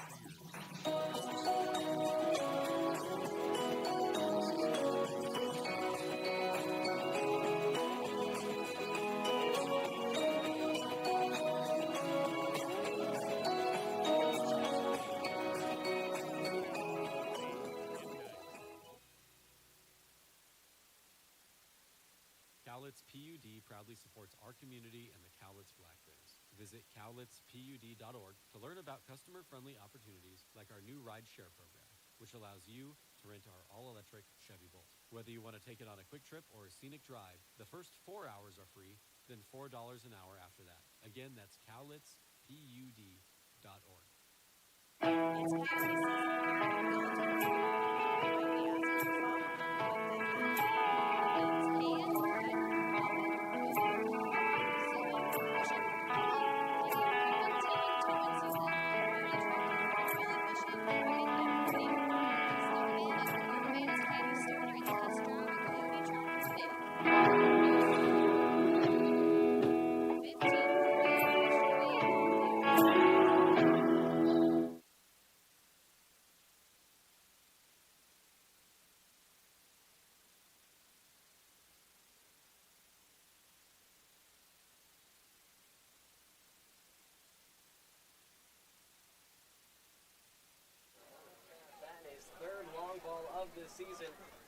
Avery Ortiz leads the inning off for the Elks to begin the 7th inning.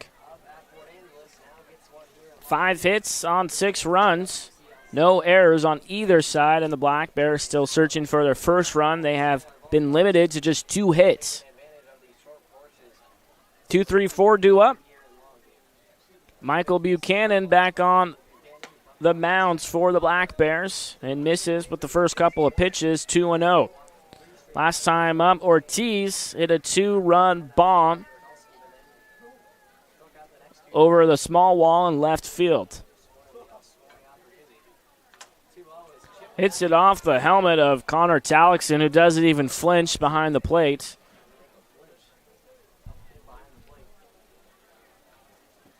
Well, if the score holds right now, the Black Bears will be looking to win 11 out of their last 12 series if they can win the rubber game tomorrow.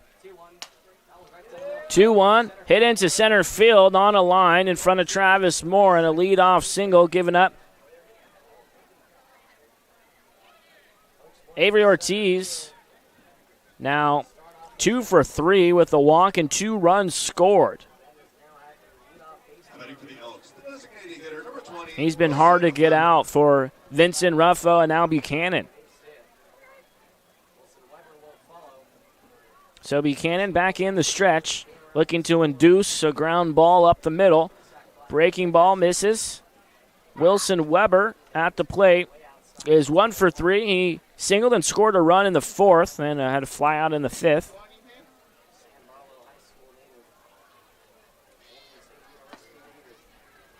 1-0, hits the outside corner.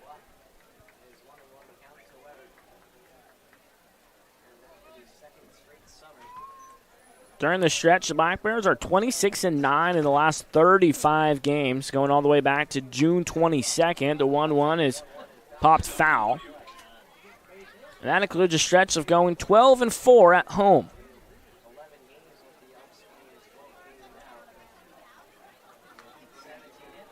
What a ride it's been for the Black Bears, who went from below 500 just a few short weeks ago to shattering their franchise record in wins and almost winning the second half.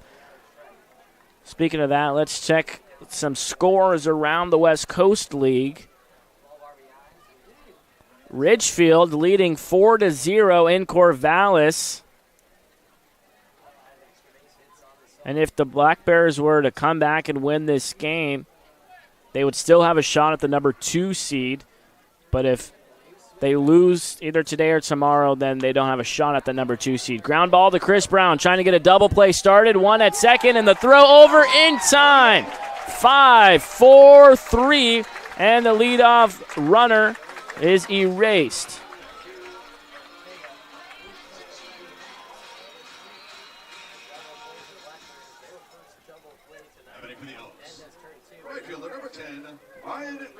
Ryan Christensen will come out to the plate with nobody on and 2 gone.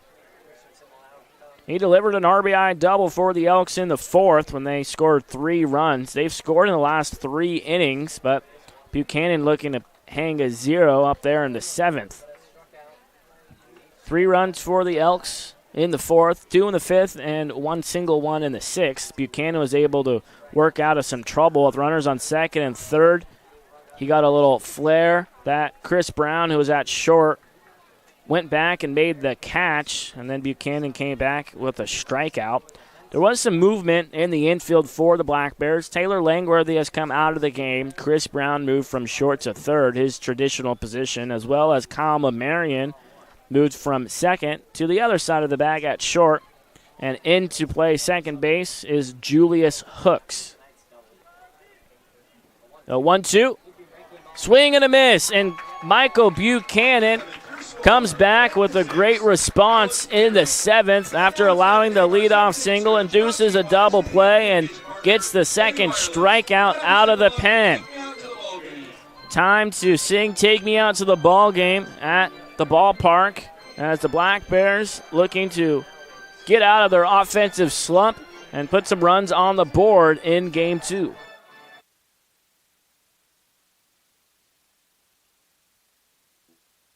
Listen up, baseball fans. Head into Safeway to score on great deals all season long. Safeway has everyone's tailgating favorites, from fried chicken and party subs to fresh-cut fruit and veggie trays and tons of easy meal options. Satisfy your whole team for the ultimate game day experience. And you can save a cartload of time with Safeway Drive Up and Go. Just shop online at Safeway.com, head to the store, and we'll bring your groceries right to your car. Safeway, sponsor of the Cowlitz Black Bears.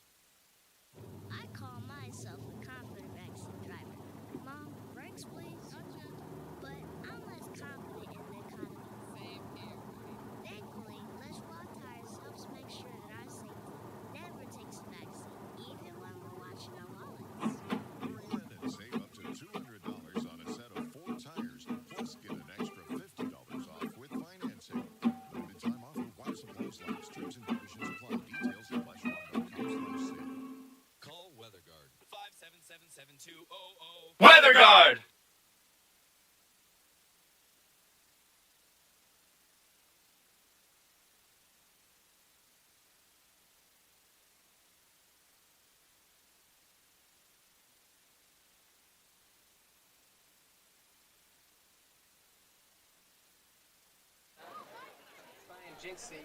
Justin Sukata now behind the plate after he pinch hit for James Williams. 1-0 count to Chris Brown. Braden Munger back out there. Brown takes the cutter a bit out. Other scores around the lead. Springfield ahead of Yakima Valley. Pardon me, it's Yakima Valley in front of Springfield. In Springfield, 8-6. The Pippins over the Drifters right now in the top of the 8th. Portland beating Walla Walla in Eastern Washington, 9-3. Victoria beating Edmonton 4-1. And 4 pitches, and Chris Brown has walked to lead off the inning.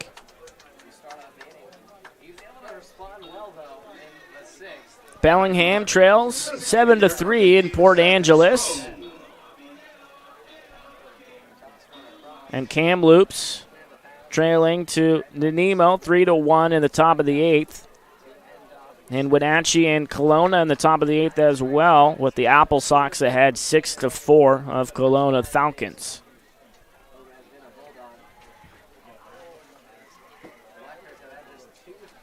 So to get the number 2 seed, the Black Bears need to win these final 2 games of the season and need the Raptors to win the last 2 games. Hit into right field. That's down for Seth Stroh, who heads into second base.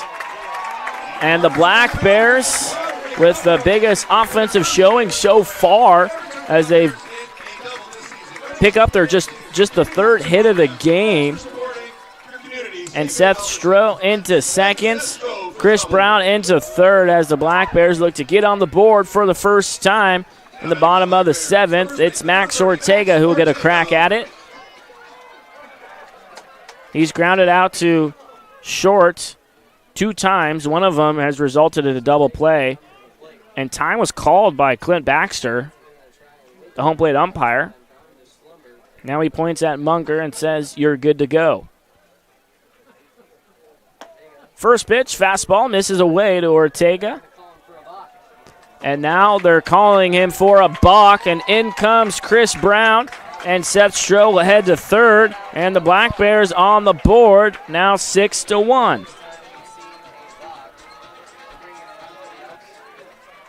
last time we saw it was against the co-partner team of the Black Bears, the Raptors, in the bottom of the 12th inning, where Brenner Waialama was called for. Last time that the Elks had a balk, it brought in the winning run when they were in Ridgefield in the bottom of the 12th inning.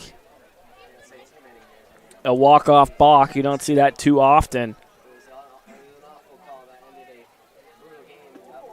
1-0 misses inside.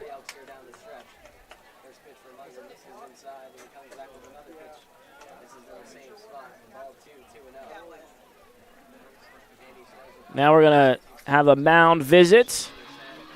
2 balls and no strikes to Max Ortega, with Stroh on 3rd and still nobody out. Corwin Beverage is a proud sponsor of Cowlitz Black Bears baseball. Thanks for coming out to the ballpark, and thanks for choosing Pepsi Cola. Game also powered by Cowlitz PUD. There are lots of great reasons to go to cowlitzpud.org, like the live off-spray camera and smart hub where you can manage your bills and usage and even set up monthly payments. Cowlitz PUD, your power.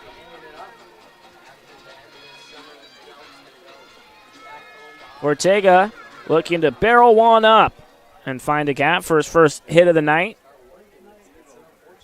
Playing in his 24th game, Ortega is hitting .192. He has 1 home run of the season that came in the series finale in Portland just last weekend, and a couple of doubles.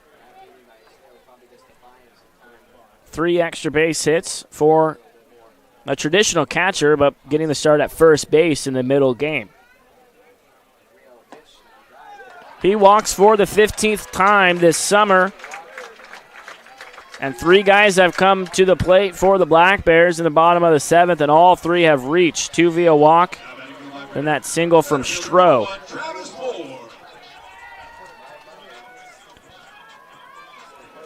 The Black Bears have him cornered for Travis Moore.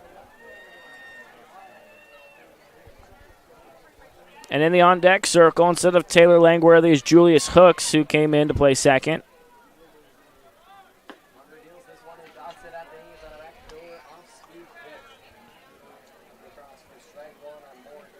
Moore went down looking in the second and swinging in the fifth.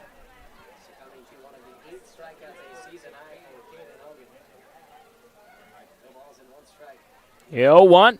Sweeping ball, misses, a bit out.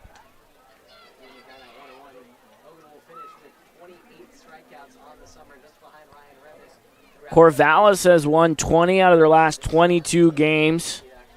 As I mentioned, they're currently the number 2 seed. Swing and a miss, 1-2 the count. So as of right now, the Black Bears would host the first game of the first round of the playoffs and would play games 2 and, if necessary, game 3 in Corvallis to decide the series.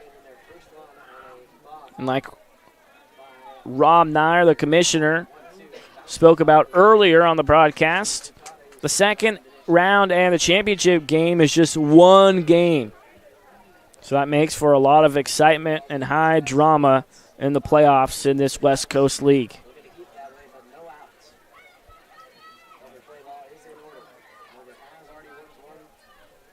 Two and two the count. Moore puts it in play into right field. Going back is Ryan Christensen, and coming in to score is Seth Strell. The throw in, not in time, and it's cut off by Munger. And the Black Bears with 2 runs in the bottom of the 7th, and the game is now 6-2. On the sacrifice fly from Travis Moore.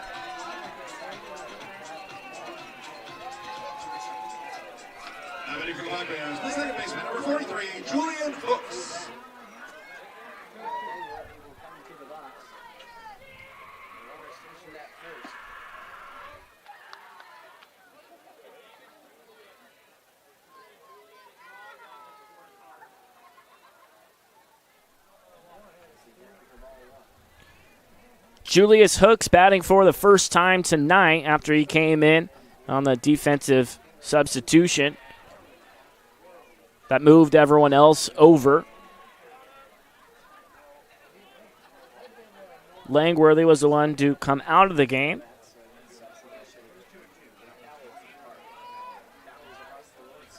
One gone, 2 in the bank for the Black Bears. Looking to put up a few more runs here in the bottom of the 7th to be within striking distance in the last couple of frames. This team has been so hot that a huge comeback wouldn't be so crazy if you watched this team the last couple weeks.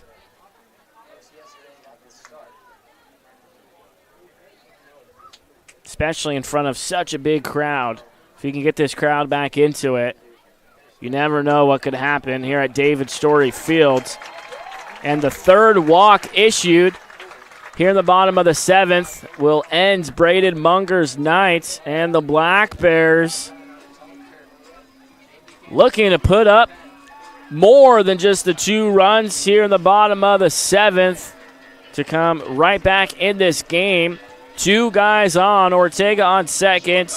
Julius Hooks now on first with Connor Talixon at the plate, and Marcus Titiali'i looms in the on-deck circle with his speed and power.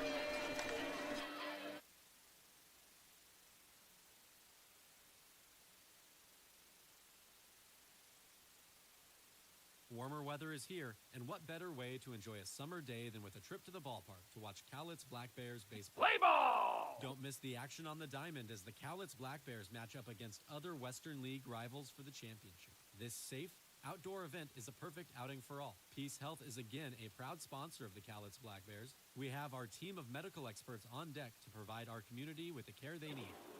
Bring your family and bring your friends to a fun-filled time at the ballpark and make it a part of your healthy, active summer. Peace Health and Cowlitz Black Bears baseball. A great double play.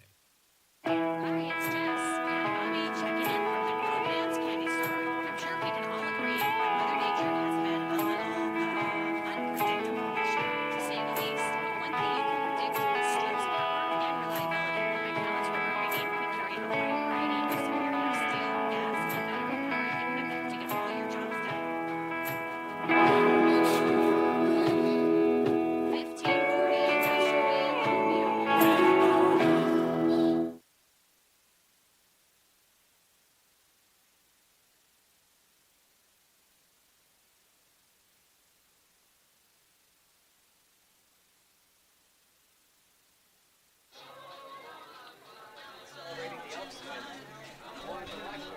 New arm for the Elks is Shane Buchanan.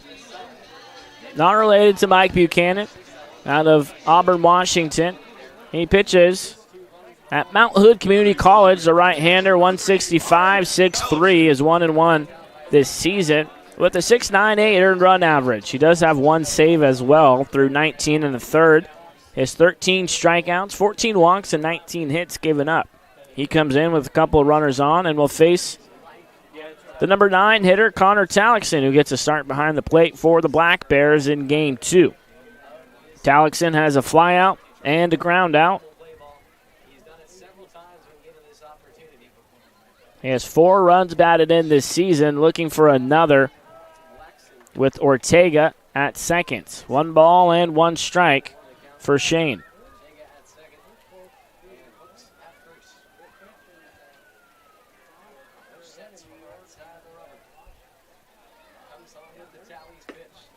Way low and outside.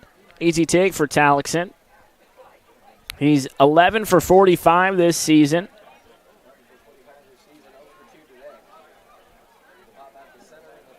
Hitting .244.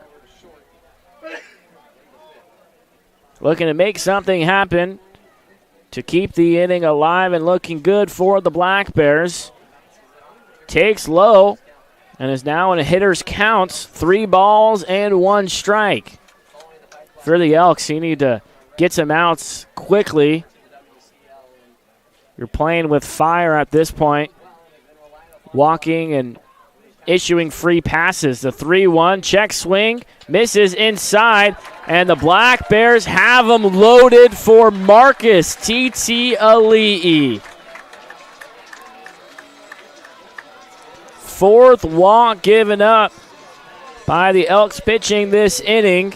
Ortega on 3rd via walk, Hooks on 2nd via walk, and now Talixon on 1st after being walked. Marcus T.T. Ali'i with 4 home runs, 4 doubles, 9 RBIs, and he's playing in just his 12th game. Takes on the outer half, called strike 1.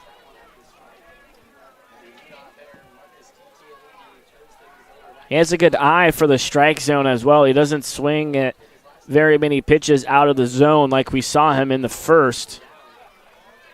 He went down swinging in the first on a low breaking ball. That was low and out. He did go after that breaking ball a bit low. He got a piece of it, and now it's quickly 0-2. But the Black Bears have done a very nice job in the last month of hitting with 2 strikes and hitting with 2 outs as well, even though there's only 1 out on the board right now. 0-2, Marcus takes low and away. 2 runs in already. Brown scored on a balk, and Seth Stroh scored on a sacrifice fly. Stroh has the only hit of the inning for the Black Bears. Nice job by Marcus to spoil that pitch, trying to get one he can hit and drive in a gap. If he finds a gap, potentially 2 runs come in to score, and it's 6-4 with 2 innings to play. The Black Bears would be right back in it. The 1-2, Marcus hits it in the air to center field. Hunter Comine goes back at the warning track and has room. Very deep as the Black Bears will bring in the 3rd run of the inning, and that was just a few feet away from being a grand slam for Marcus. But a productive out with less than 2 outs. The 2nd sacrifice fly for the Black Bears. It's now 6-3. The lead has been cut in half.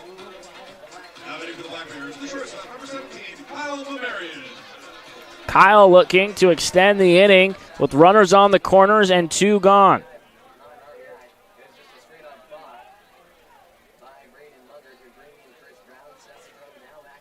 First pitch, way low.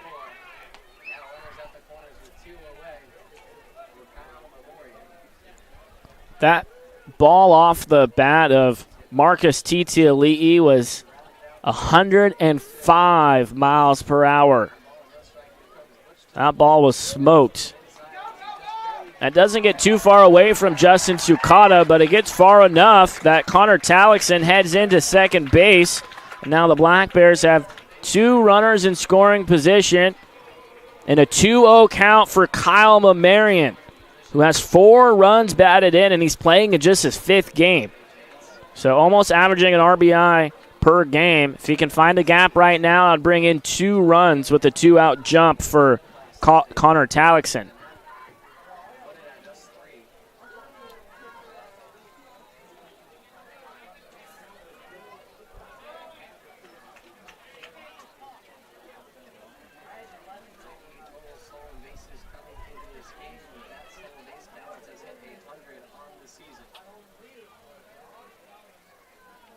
Marion is 8 for 14 this season. The 2-0 is off the top of the bat. It was a jam shot that Kyle Marion is now thinking to himself, why did I swing at it?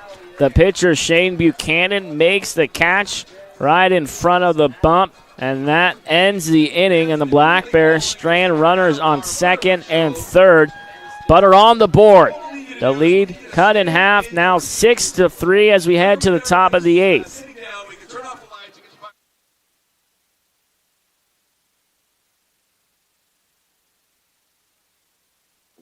Remember that first time you rode a bike? Really hard at first, but you kept improving. That's the thinking behind the Money Builder Share Certificate from Fiverr Federal Credit Union. We heard that making that first step to saving was the hardest, so we made it a little easier. With as little as $25, you can save at a rate that is way higher than regular savings accounts. And after 18 months, you've saved a nice little nest egg. The Money Builder Share Certificate from Fiverr Federal, federally insured by NCUA.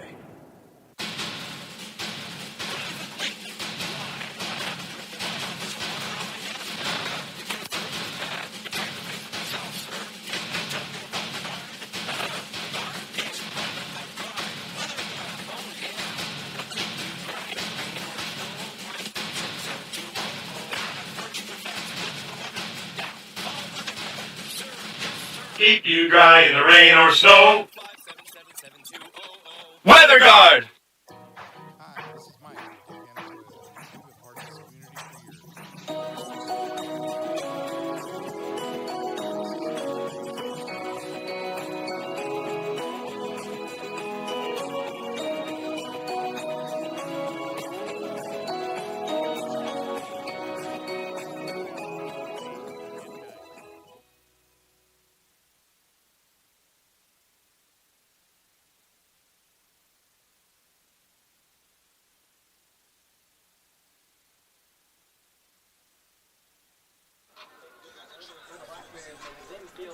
Gavin Ludlow, the 4th pitcher for the Black Bears. It started with Jaden Vincent, then moved along to KJ Ruffo and Michael Buchanan. And now Ludlow will begin the 8th inning. Looking to hold the score right where it is. Gavin is 1-2 with a 2.48. He's thrown 25 and a third, striking out 8 and walking just 4. Last time out in Yakima, just 3 days ago, he threw 2 scoreless, giving up just 1 hit. For the Elks, the first baseman, number 40, Charlie Nelson. And the time before that, it was his second to longest outing, 2 and a third in Portland. He picked up the win in that game.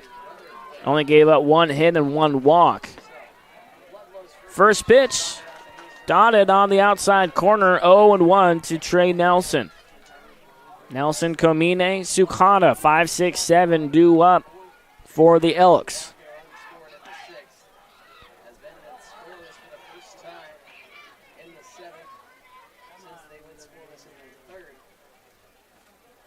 With nobody on, Ludlow pitching from the stretch, as he usually does. When you're working in bullpen sessions or in the bullpen right before you come in, guys who work from the windup and then work from the stretch as well have to practice both. And they're different mechanics and different movements. So when you work from just the stretch, you're limiting the mistakes you can make with your mechanics. And when you practice and warm up, you only have to practice one way. 2 balls and 2 strikes to the number 5 hitter. Just gets a piece of it.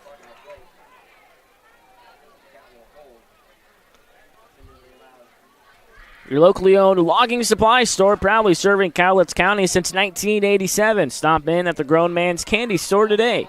Go Black Bears. The crowd getting back into it as Ludlow pulls the string and strikes out Trey Nelson. Fun fact, the Black Bears have ended every inning on defense with a strikeout. And this time they'll start the inning with a strikeout like they did in the second.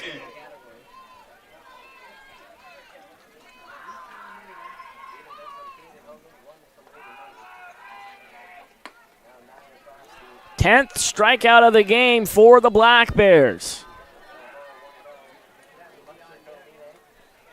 1-0 to Hunter Comine, who's 0 for 2, and he walked his last time up. Ludlow kicks and fires home and misses. He's behind 2-0.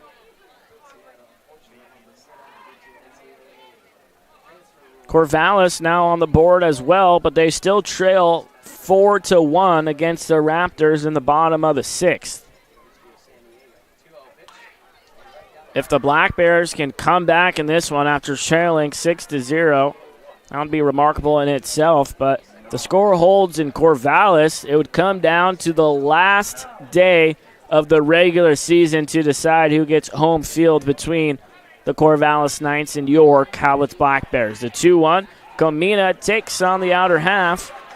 2 balls and 2 strikes as the crowd is back into it after the Black Bears put up 3 runs in the bottom of the 7th.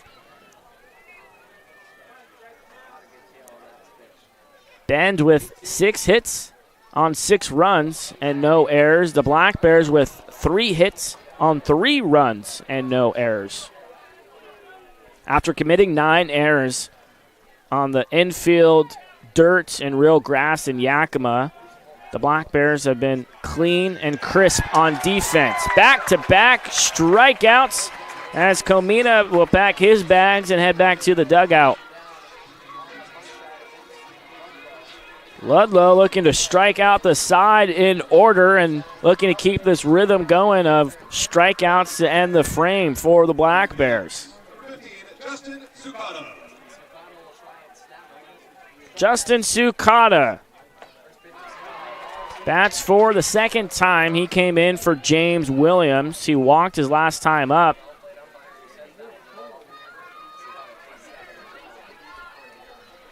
The 0-1. Ludlow misses, low and away, doesn't get a chase from Sukata on that pitch. Portland 9 in Walla Walla, who has 3. They're in the bottom of the 8th. Beautiful breaking ball, hits the outside corner, and Ludlow just 1 strike away. And the fans in attendance are yelling for a strikeout.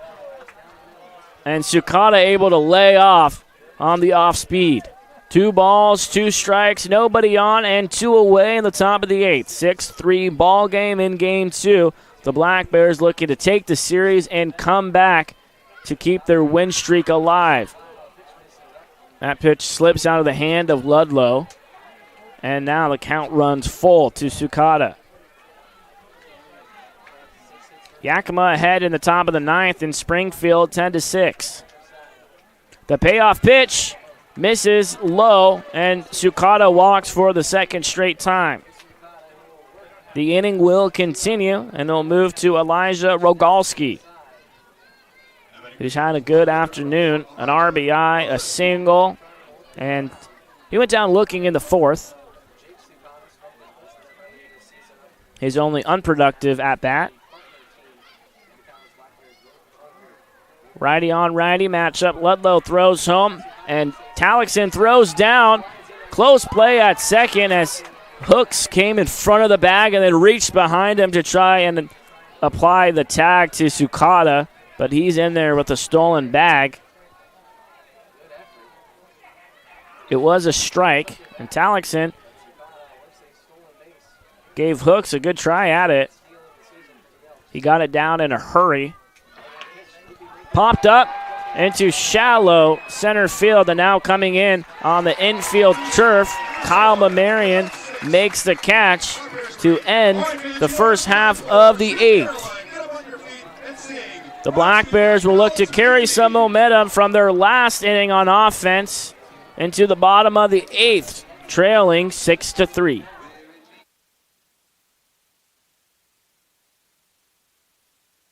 Cowlitz PUD proudly supports our community and the Cowlitz Black Bears. Visit cowlitzpud.org to learn about customer-friendly opportunities like our new ride-share program, which allows you to rent our all-electric Chevy Bolt. Whether you want to take it on a quick trip or a scenic drive, the first 4 hours are free, then $4 an hour after that. Again, that's cowlitzpud.org.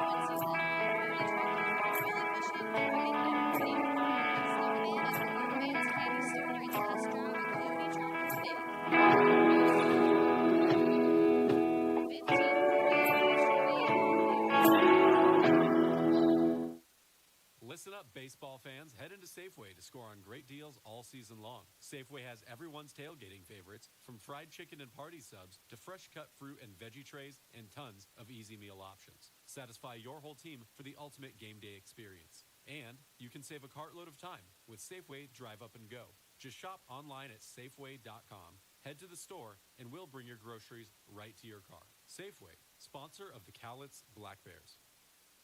I call myself a confident action driver. Mom, brakes please? But I'm less confident in the economy. Same here. Thankfully, less flat tires helps make sure that our safety never takes a backseat, even when we're watching our wallets. Hurry in and save up to $200 on a set of 4 tires, plus get an extra $50 off with financing. Limited time offer while supplies last. Terms and conditions apply. Details at flashmob.com/sale. Call WeatherGuard 577-7200. WeatherGuard!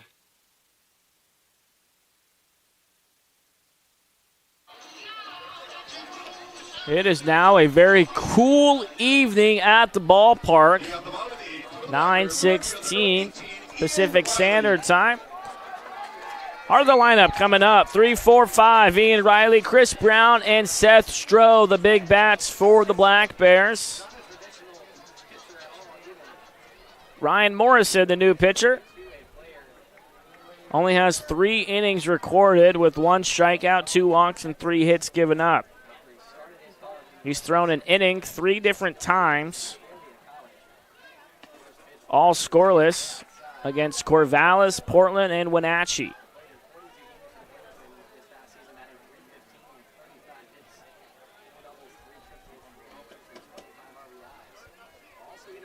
One out, Riley able to lay off that breaking ball. Ian is 0 for 2. He walked in the first and a couple strikeouts since then. Looking to get on to lead off the 8th, and he's way ahead 3-0. All 3 coaches, Kelly Stinnett, Shade McCarroll, and Justin Parrish, with their sweaters on in the Black Bears green with the Bear Claw baseball logo on the top left of their sweater. 4-pitch walk issued to Riley, and just like that, the tying run is on deck for the Black Bears. Chris Brown is 1 for 2, walked and scored his last time up on a balk. And he singled in the 4th, has a home run in the series, and 5 runs batted in. But right now, the Black Bears are just looking for some base runners, any way they can get them. Get some traffic on the bases and put some pressure on Morrison and the Elks. Since coming out from the pen, Morrison struggling to find the zone, 6 balls.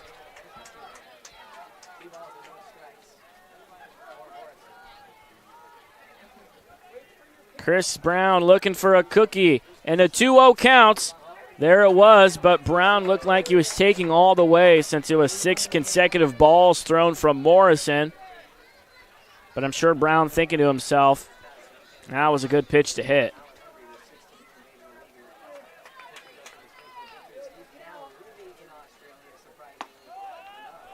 Right down the middle, 2 balls and 2 strikes. Playoff baseball in Longview for the second time ever and first time in over a decade. Come show your support by packing David Story Field tomorrow and for the playoffs, just like it is tonight. This is the best team in Black Bears history, and now Clint Baxter is having a conversation with Joey Wong.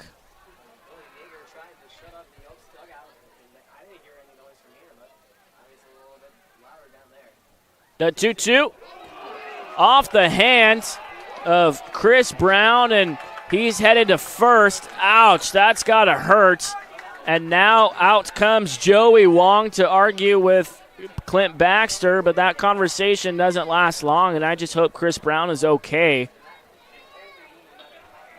Shane McCarroll checking in on him, and Kelly Stinnett coming down the third baseline, and he gets a thumbs up from Shane McCarroll, but that's got to hurt, being hit right on the handle of the bat.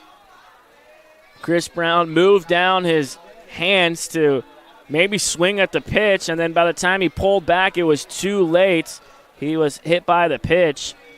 But the Black Bears now have the tying run at the plate, represented by Seth Stroh, and nobody out in the bottom of the 8th. The crowd making some noise and are back into it. It was 6-0. Now it's 6-3, and the Black Bears in business here in the 8th. The first pitch to Stroh. Swing and fouled down the first baseline, 0-1.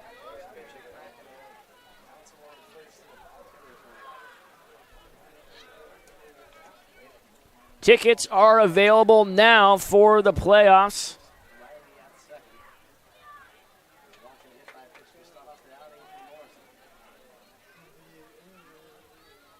The 0-1 gets past Justin Tsukada. So Riley and Brown advance 90 more feet. 2 guys in scoring position and nobody out. Very important runs if the Black Bears can get them in to bring it within 1 run. Trying to have pre-game or pre-post-game fireworks.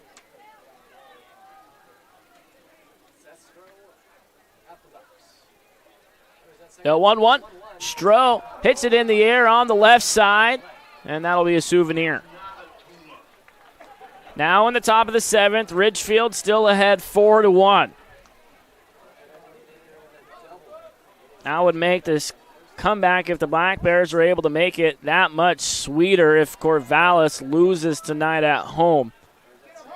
They are 20-2 in their last 22. Hit up the middle, and that is played by Masauki Kawashima, that is.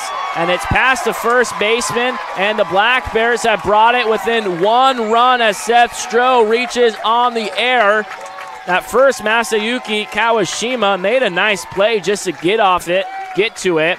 It deflected off of Morrison. And it's 6-5. The Black Bears have scored 3 runs in the 7th and now 2 in the 8th with the tying run aboard. And Seth Stroh.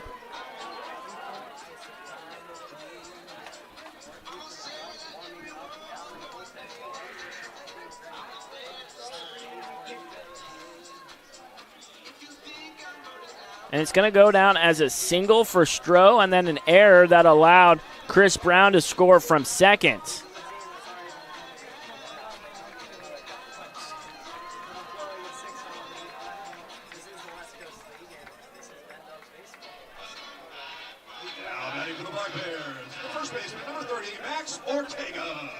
This would be the biggest comeback of the year for the Black Bears. As Seth Stroh represents the tying run for Max Ortega at the plate. Still nobody out in the bottom of the 8th. In a packed house on this Saturday night. Morrison throws home, and a swing and a miss from Ortega, who's 0 for 2. He walked and scored his last time up. He came in to score on the sacrifice fly off the bat of Marcus Titiali'i. Travis Moore on deck. The 0-1. Ortega chops it foul.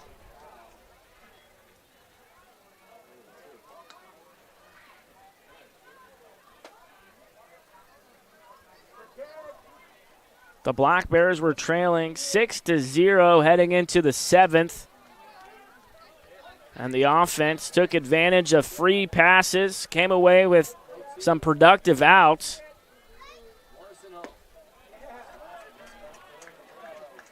And it doesn't always have to be pretty.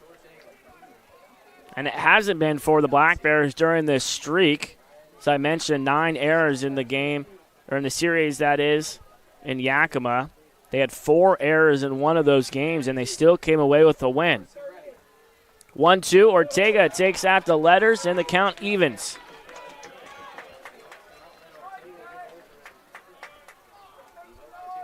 When you play so many games, these guys are playing game 53 here tonight.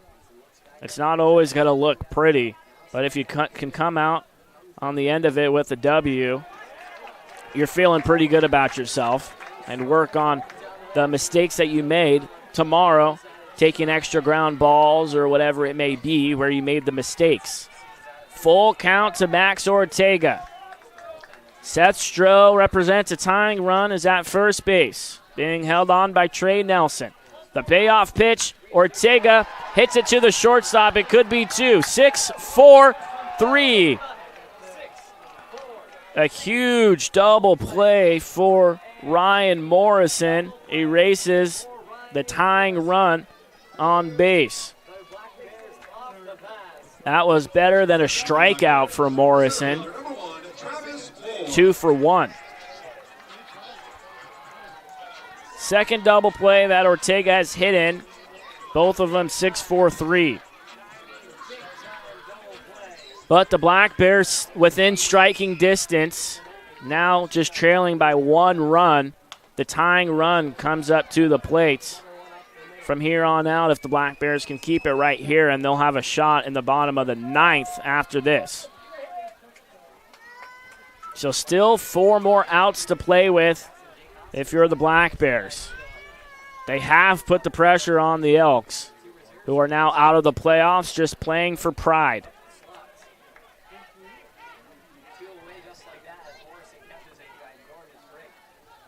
Travis Moore delivered a sacrifice fly his last time up. That scored Seth Stroh. The 1-1. Moore takes outside. And if Moore can get on, he can steal a bag with his wheels.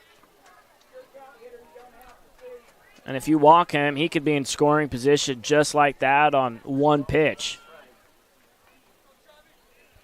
The 2-1 fouled off.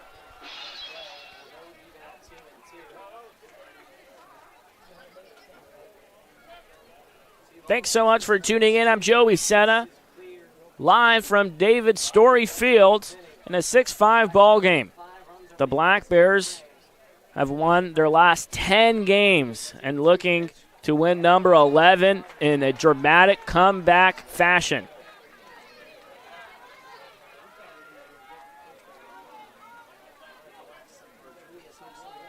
Another 3-2 counts from Ryan Morrison. The 3-2, Moore fouls it off, and we get to do it again. The battle will continue in the diamond.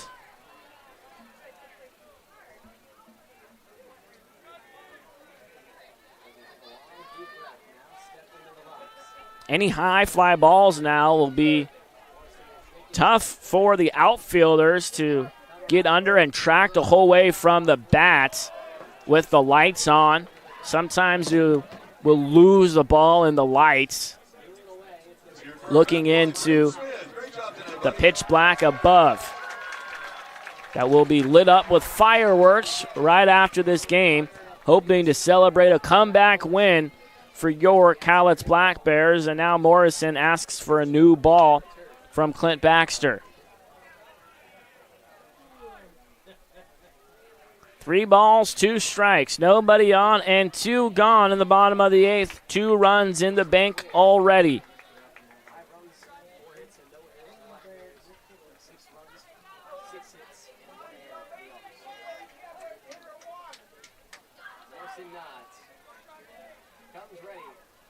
The 3-2 just fouled off. And Moore putting together a nice at-bat.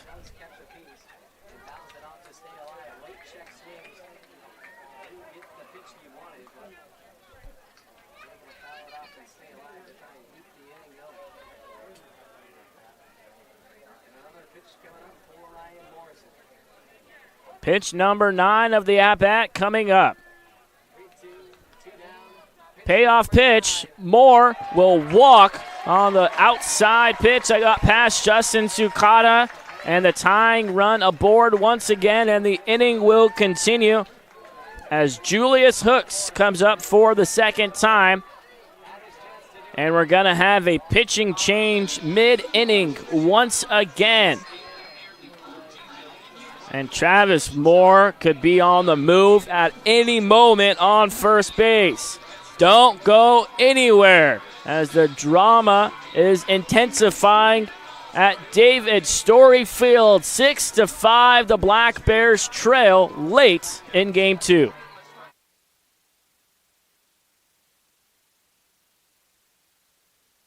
Warmer weather is here, and what better way to enjoy a summer day than with a trip to the ballpark to watch Cowlitz Black Bears baseball. Play ball! Don't miss the action on the diamond as the Cowlitz Black Bears match up against other Western League rivals for the championship. This safe, outdoor event is a perfect outing for all. Peace Health is again a proud sponsor of the Cowlitz Black Bears. We have our team of medical experts on deck to provide our community with the care they need. Bring your family and bring your friends to a fun-filled time at the ballpark and make it a part of your healthy, active summer. Peace Health and Cowlitz Black Bears baseball. A great double play. Hi, it's Jess, and Bobby checking in from the Grown Man's Candy Store. I'm sure we can all agree that Mother Nature has been a little unpredictable this year, to say the least. One thing you can predict is Steve's power and reliability. My Cowlitz River Brigade will be carrying a wide variety of severe steel, gas, and medical equipment to get all your jobs done. 1548 yesterday, Remember that first time you rode a bike? Really hard at first, but you kept improving. That's the thinking behind a Money Builder Share Certificate from Fiverr Federal Credit Union. We heard that making that first step to saving was the hardest, so we made it a little easier. With as little as $25, you can save at a rate that is way higher than regular savings accounts. And after 18 months, you've saved a nice little nest egg. The Money Builder Share Certificate from Fiverr Federal, federally insured by NCUA.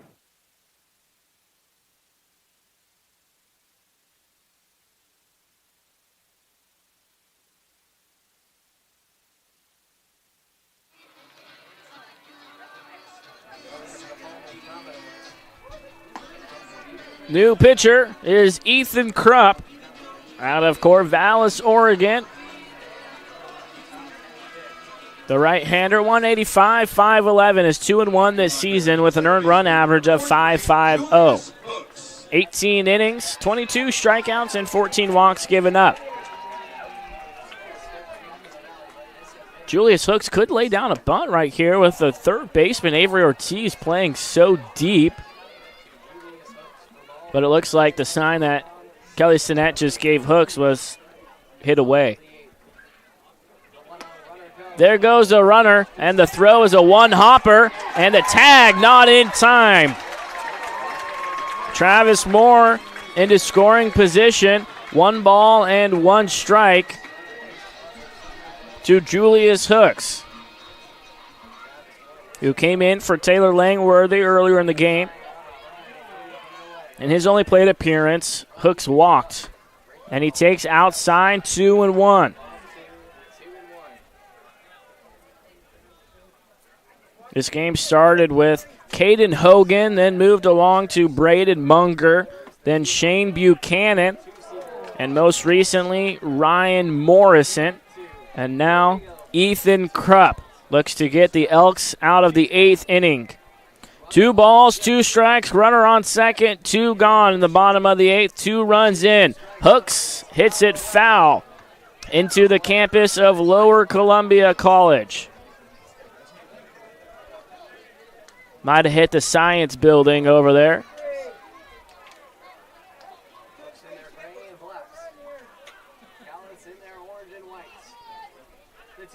There goes Moore on the low pitch, and he's into third base. The tying run just 90 feet away as Moore steals second and then steals third a couple pitches later.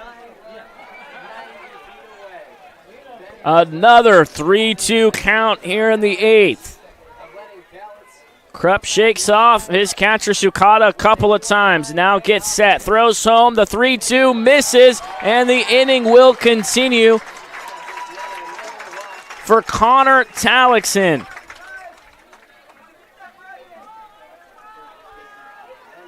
High drama in game 2. Looking to win their 9th series in a row and 11th straight game in a row. Go-ahead run on first, tying run on third. 2 gone for the number 9 hitter, Talixon, who takes low and out for ball 1. Lot of pressure on Justin Sukata with the speedy Travis Moore just 90 feet away.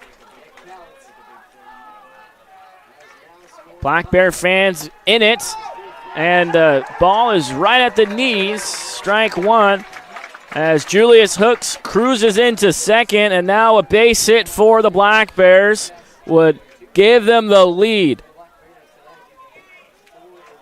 Talixon messing with something on his ankle.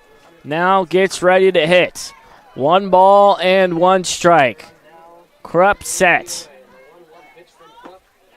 Talixon takes on the lower half and is behind 1-2.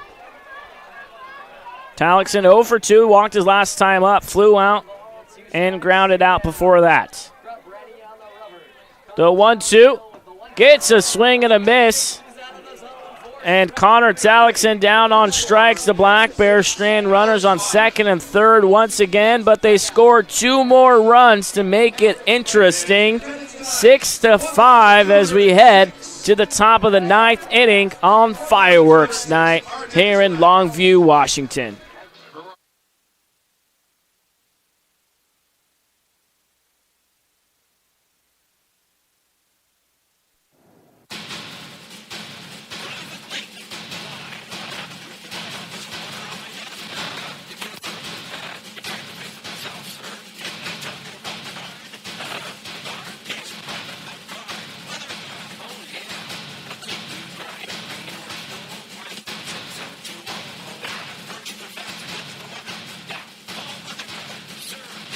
Keep you dry in the rain or snow. Weather Guard! Hi, this is Mike from Untitled Chapter. We've been part of this community for years.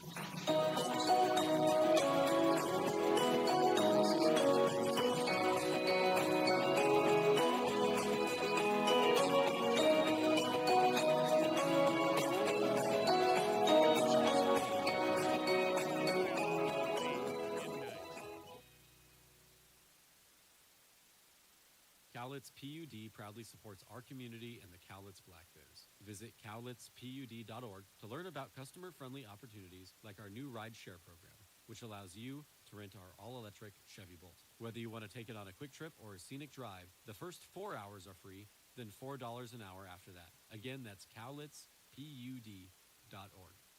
It's coyote season here in Military. You might be asking yourself, what does that mean? It means hand, red, robin, moving, receiving, fishing, hauling, digging, reaping, tilling, towing season. Coyote truck is for trailer fishing, rigging, and breeding. Step in and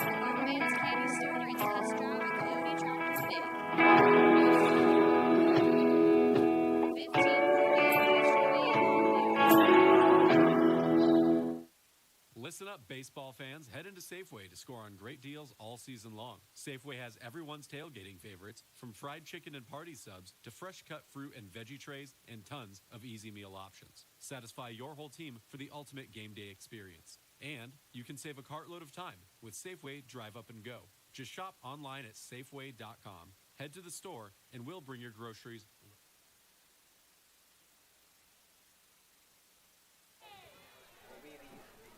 Matt Nelson, the new pitcher for the Black Bears, gets a fastball past Masayuki Kawashima. Nelson 1-2 this season, headed to Utah Tech in the fall. Earned run average an even 3, quickly ahead 0-2. Nelson does have 3 saves, not a save situation, but a big situation, looking to hold the game right where it is at 6-5. The 0-2. Hello, how you doing? See you later, Kawashima.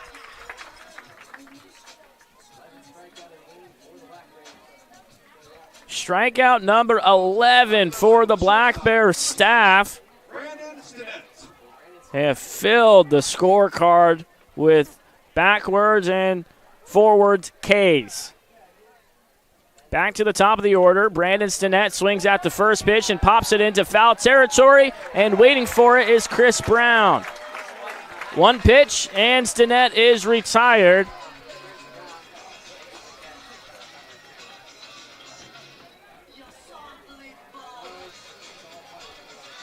Nelson looking to do some quick work here in the top of the 9th. Looking for a 1-2-3 ninth. We'll have to go through Avery Ortiz, who has a home run, a single, a walk, and he scored twice. He lined out his first time up to Ian Riley. 1-0 the count.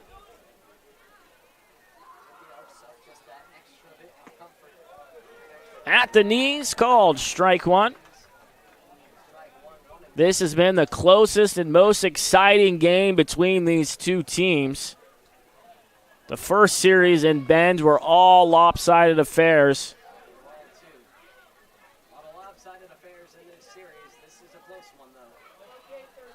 That series was in mid-July. Cowlitz won the first 2 games, 16-5 in Game 1, 9-2 in Game 2. The 2-1 is outside, 3 balls and 1 strike. And Bend avoided the sweep by winning Game 3, 16-3. Both teams scored 16 runs in one of the games. A crazy series. The 3-1 hit foul off of Avery Ortiz. And a full count. And then Game 1, it didn't feel like a close game. It was 10-5 heading into the 9th, but then the Elks scored a couple of runs, so the final score ended close. It was 10-7. But this by far the most exciting and high-drama game through the first 5 that these two teams have played this season. The 6th and final matchup between the Elks and the Black Bears will be tomorrow at 1:05, a matinee Sunday afternoon game.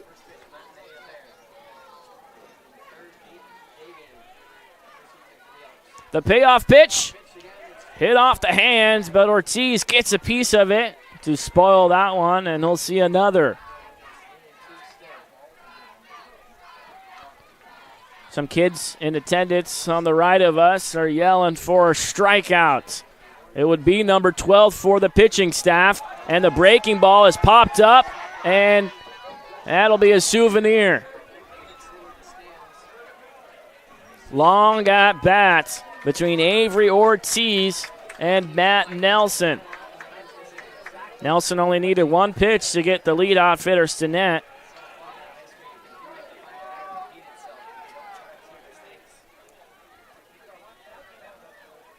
The 3-2. Unable to squeeze it is Talixon.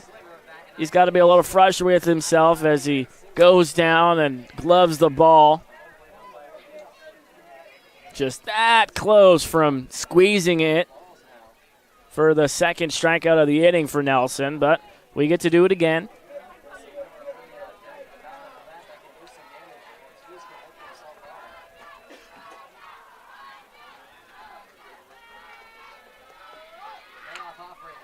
Comebacker goes between the legs of Nelson, and Mamarian, by the time he throws over, it's not in time.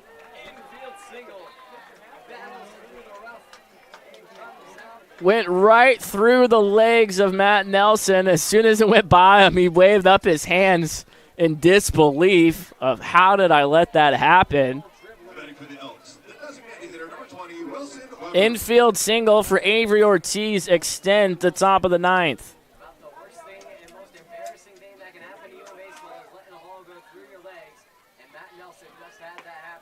First pitch at the knees to Wilson Weber, called strike one. He hit into a double play his last time up, 5-4-3. That Chris Brown started.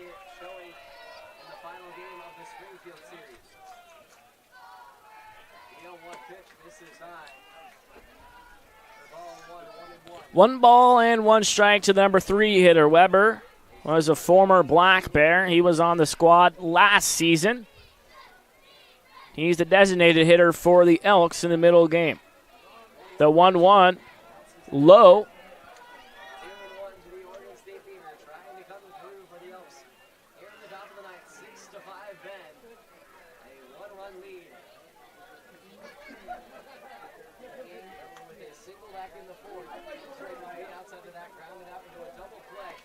Two one, swung on and missed. 2 balls, 2 strikes, runner on first, and 2 gone in the top of the ninth. 6-5 ball game. Nelson looking to hold things right where they are.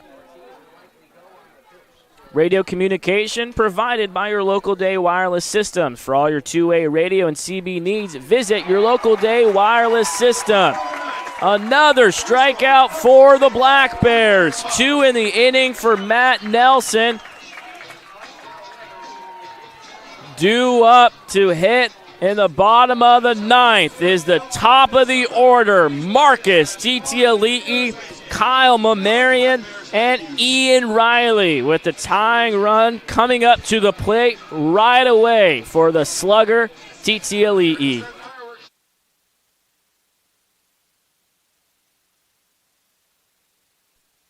I call myself a confident backseat driver. Mom, brakes please? But I'm less confident in the economy. Same here. Thankfully, less raw tires helps make sure that our safety never takes a backseat, even when we're watching our wallets. Hurry in and save up to $200 on a set of 4 tires, plus get an extra $50 off with financing. Limited time offer while supplies last. Terms and conditions apply. Details at flashmob.com/sale. Call WeatherGuard. 577-7200. WeatherGuard! Warmer weather is here, and what better way to enjoy a summer day than with a trip to the ballpark to watch Cowlitz Black Bears baseball. Play ball! Don't miss the action on the diamond as the Cowlitz Black Bears match up against other Western League rivals for the championship. This safe, outdoor event is a perfect outing for all. Peace Health is again a proud sponsor of the Cowlitz Black Bears. We have our team of medical experts on deck to provide our community with the care they need. Bring your family and bring your friends to a fun-filled time at the ballpark and make it a part of your healthy, active summer. Peace Health and Cowlitz Black Bears baseball. A great double play.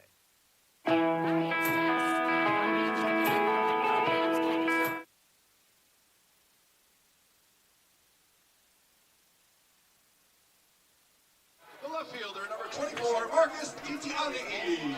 Justin Tukata taken out of the game.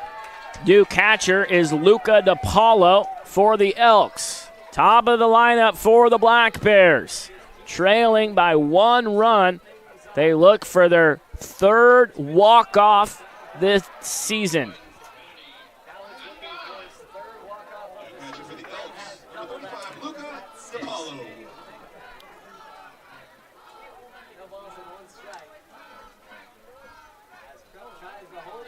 Marcus in an 0-1 count. The throw home, hit hard into center field as Hunter Comine goes back and makes the catch. 1 up and 1 down for Ethan Krupp to begin the home ninth. Now batting for the Black Bears, the shortstop, number 17, Kyle Mamarian.